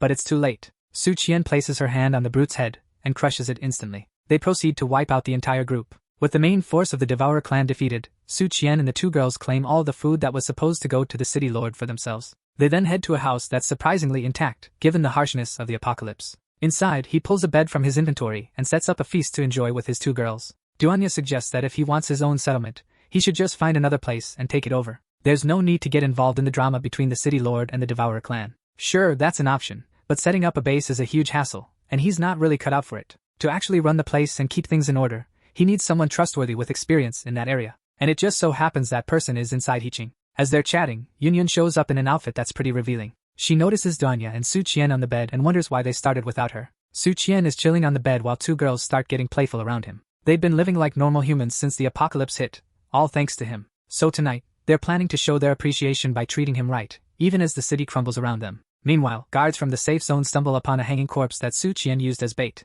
City Lord Zhang sees this and wrongly assumes that their deal with the Devourers went south. In a panic, he rushes over to the Devourer clan to get the lowdown on what really went down. He confronts the Devourer leader, asking for answers, but the mutated leader throws the question right back at him. The leader explains that after their deal, he lost 3 warriors, proving they weren't behind the attack. Still, he demands double the number of people as compensation for their losses. If City Lord Zhang can't deliver, the Devourers will break the deal and attack his beloved settlement. Left with no choice, the City Lord agrees to the demands. Su Qian crashes the party, making sure everyone knows he's there. Our guy has seen enough to realize the City Lord is casually trading lives without a care. The Devourers quickly surround Su Qian, recognizing him as the one who took out their 3 comrades sent to capture people. They're baffled by how he managed to defeat their trio, but now that he's in their lair, they think he's got no way out. City Lord Zhang quietly slips away before things get ugly. To him, Su Qian is as good as gone for daring to enter the Devourer clan's turf. He hurries back to the safe zone, hoping to tie up loose ends before everything spirals out of control. Once back, he tells everyone there's a traitor among them. He blames the outsiders Su Qian brought along, accusing them of posing as doctors to sneak into the base. He reveals that they were secretly abducting refugees to trade with the Devourers for food. Since Su Qian messed up his plans, he feels he must be harsh to prevent anyone from defying him again. The settlement folks immediately glare at Su Qian's group, ready to attack. But before anything kicks off, a booming voice halts them. It's General Gao Yu, with Bei Chang and her crew right behind him. He steps in to defend Su Qian, saying he's a reliable guy who's proven himself capable. Since Su Qian brought them here, they can't be the problem. The city lord keeps accusing them, insisting that words aren't enough. If they want to prove they're not traitors, they need to show evidence. A voice rings out from atop a building above the settlement. It's Su Qian, claiming he can prove their innocence. He brought the Devourer clan leader with him and asked the battered mutant to explain the situation himself. The clan leader spills the beans, revealing that City Lord Zhang has been the one making shady deals with him all along. The crowd, feeling betrayed, turns on the City Lord, realizing he's been the real villain the whole time. Shang makes a last-ditch effort to convince everyone that Su Qian is in cahoots with the Devourers to set him up. But General Gao isn't having it. He steps up and decks Shang in the face for his crimes. With the truth out in the open, Zhang drops the act and starts laughing like a maniac. He admits he's been trading people with the Devourer clan. Now, with the apocalypse here, the Devourers have already seized all the supply spots, just waiting for others to fall into their traps. He believes that by sacrificing a few lives he deems expendable, he's actually saving others and doing a noble deed. In his mind, everyone should be thankful for him keeping them alive. Even Captain Gao, who acts all righteous, ate the food he brought back from the Devourers, so who are they to judge? That's his twisted logic, anyway. But Su Qian's fist has a different opinion. With a sharp right hook to the guy's face, Su Qian calls him out for being a coward. Sure, in a world where the strong eat the weak, trading lives for food might seem practical, but it's a coward's move that makes him no better than the Devourers. With the former lord now knocked out cold, Su Qian turns to General Gao and makes him an offer. He proposes creating a place that's truly for humanity and civilization. In his past life, he stumbled upon a safe haven rising from the ruins, turning into a utopian base during the apocalypse. No one worried about class or hunger. Everyone was well fed and at peace. This was all thanks to its founder, Gao Yiwei. But right now, he's just a deputy under the current city lord.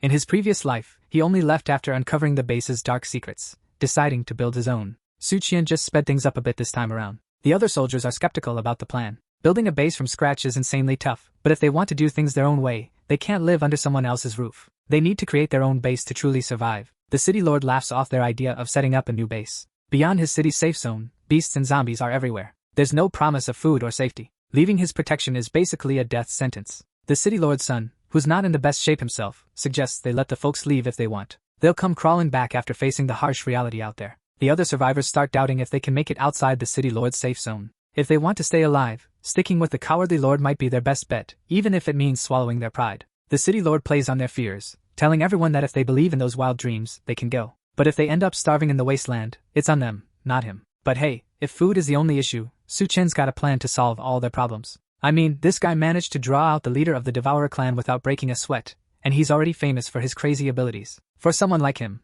getting food should be a piece of cake. The lord's son is fuming because everyone is rallying around Su Qian. He accuses Su Qian of playing the hero just for attention, thinking he has no clue about the actual supply needs of a base. But Su Qian figures his stash, though not huge, could feed around 2,000 people for a month. Funny enough, those numbers match the city's warehouse supplies. So, where did he snag all that food? Meanwhile, back at the warehouse, Duanya and Yunyun team up to take down the guards keeping an eye on the supplies. Yunyun uses her massive size to overpower them, while Duanya backs her up with sniper skills. They clear out the warehouse completely. He tells General Gao to make up his mind quickly. He can either team up with Su Qian or stick with the traitorous city lord. With these choices laid out, General Gao's decision is pretty straightforward. In this settlement, people have been struggling without proper clothing and facing constant bullying. Now, he discovers they've been treated like livestock and sold to the Devourers. Captain Guo realizes he can't stay in such a place any longer. He decides to team up with Su Qian and set up a new base. He then addresses the crowd, inviting anyone who wants to leave with him to step forward so they can create a place where they can live with dignity. Beikong and her brother rally their troops and stand behind their captain.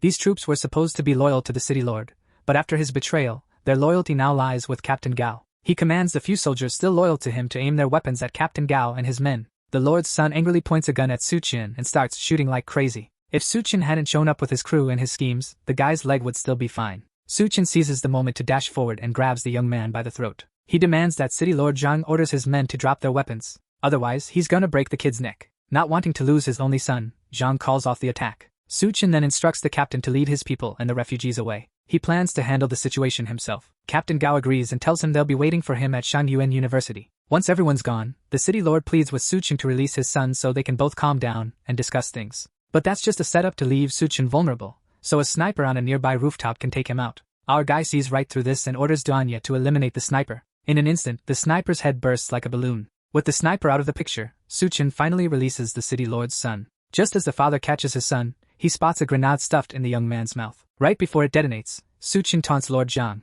asking how human flesh tastes. Zhang barely has a moment to react before the grenade goes off, killing his son and leaving Zhang shirtless and furious. This confirms Su Qian's suspicions from his past life. The former city lord, Zhang Jiangshu, is actually a devourer hiding among humans. He's a level 2 devourer, which makes him too much of a threat for Su Qian to handle right now, but next time, Zhang won't be so fortunate. A few days later, General Gao heads off with his new followers to establish a fresh settlement. A raid team bursts into a warehouse, ready to grab all the supplies they heard were stashed inside. But instead of the expected devourer horde, they find only scattered corpses. Looks like someone already took care of the devourers. The soldiers approach the supply truck, and even though it looks like it's been through a desert storm, the gas tank is full. There's plenty of fuel to get everyone back to the new base. Suchin wasn't kidding when he said there was a truckload of supplies in the building. Captain Sun is bummed there wasn't a big showdown like he hoped. This mission feels way too easy for him, just a total waste of time. One of the soldiers mentions that the general handed the important missions over to Suchin, even though those used to be Sun's gigs. That really gets under the big guy's skin, but he's convinced Suchin is just a pretty face with zero skills.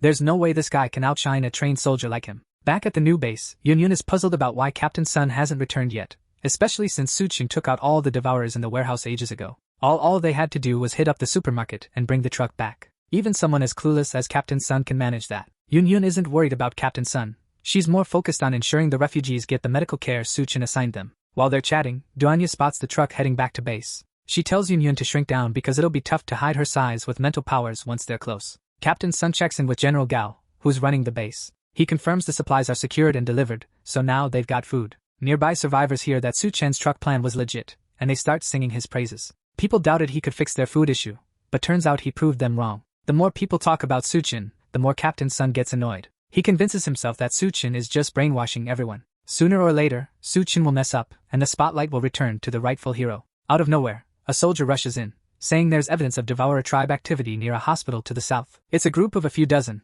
and they seem ready to attack. Captain Sun grins, seeing this as his chance to prove he's the true hero. Meanwhile, Suchin is on a mission with Bei Chang and Xiao Feng. They're planning to raid a military base near their location. The entrance is flooded and crawling with mutated corpses. Even if they get in, it's just the three of them, and they can haul all the supplies out. Suchin tells them to chill for now. Their main task is to get him to the armory. Bei Chang agrees and offers to take him there herself since she's familiar with the base. But first, they need a ride. Suchin uses his space ability to summon his car, and the two soldiers are almost freaked out by how random his power is. He tells them to quit chatting and hop in the car so they can make it on time. They speed through the deserted streets, heading straight for the military base. At the base, Zhang Jiangshu's crew is busy trying to drain a massive pool blocking the entrance. No matter how much water they pump out, it's never enough. The team leader instructs them to grab some useless stuff from storage and toss it into the water to lure the water ghouls. With the city supplies mysteriously gone, if they don't bring something back, they're doomed. Some guys grab hostages and toss them into water swarming with ghouls. It works like a charm, drawing the ghouls away so someone can dive in and check things out.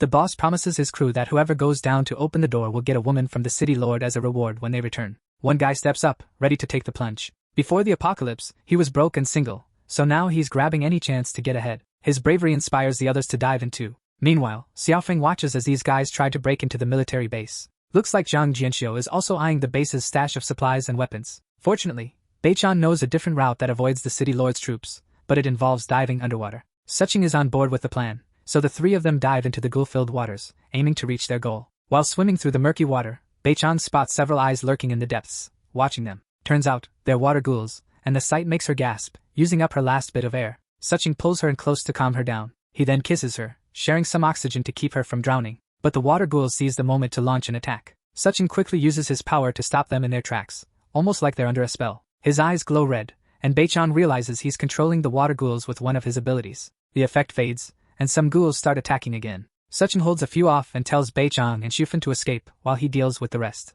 They dash out and make it to the military base, safe from the floodwaters. With all the power Suching has, people start questioning if he's even human. As bodies float up from the water, our guy wipes them out effortlessly. They can't help but wonder how many abilities he has that they don't know about. Once he's dealt with all the ghouls, Suching comes out of the water without a scratch. After defeating all the water ghouls, one of them drops a white core, which is pretty rare to get from monsters. Snagging a white core so quickly is usually a stroke of luck, but Suching isn't impressed. While it doesn't give new powers, it does boost existing ones, making him even more of a powerhouse. As they're chatting, two glowing yellow eyes watch them from afar. The shadowy figure looks like a cat, and it's got its eyes on the crystal Suching is holding. The cat pounces the moment Suching is distracted, swiping the crystal from his hand before he can do anything about it. Seriously, what's a cat even doing in a military base? The base probably had cats to keep the rats in check, and it seems like one managed to survive the apocalypse by sticking around. This cat is something else, jet black fur with glowing stripes and bright yellow eyes. It even swiped the core from Suchen's hand before he could blink. Suchen, a bit frustrated but still composed, tries to tempt the little guy with some fancy fish snacks,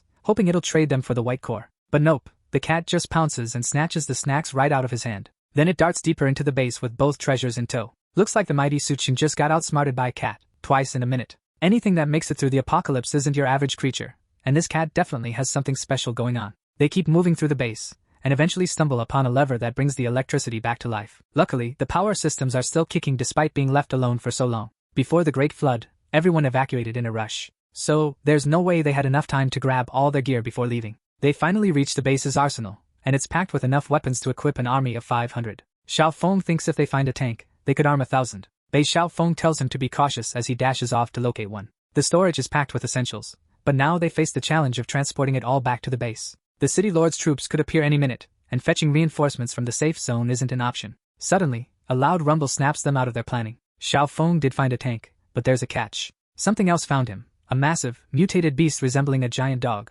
It's hot on Xiaofeng's trail as he frantically drives the tank. The creature fires a laser from its snout, hitting the tank dead on. A panicked soldier begs Suqing to do something because if the armory blows up, they're all toast. Suqing uses his space ability to stash everything from the warehouse into his pocket dimension. In seconds, the warehouse is empty, just as Xiaofeng pulls up. Xiaofeng asks if Suqing can store the monster in his space, but it only works on non-living stuff. So, they need another plan for the creature. Beikong volunteers to distract the monsters while Suqing and Xiaofeng make a run for it. Suqing thinks that's a pretty reckless move, so he scoops her up and carries her to the tank. Beikong protests, saying he needs to get the supplies back to base safely. As they're arguing, the monster charges at them and prepares another attack. Suqing quickly dodges out of the way. The tank isn't so lucky and gets hit directly. Suqing tells her to quit wasting time and go check on Xiaofeng while he handles the monster. She takes off but warns him not to die on her. Alone with the monster, he examines it closely. He can't recall any mention of a mutated beast like this in the area from his past life. But that doesn't matter, because its crystal core is going to be his. That's all we've got for now, but I'll keep you posted if anything new comes up. I'm eager to see what epic moves Suqing will use to take down this beast.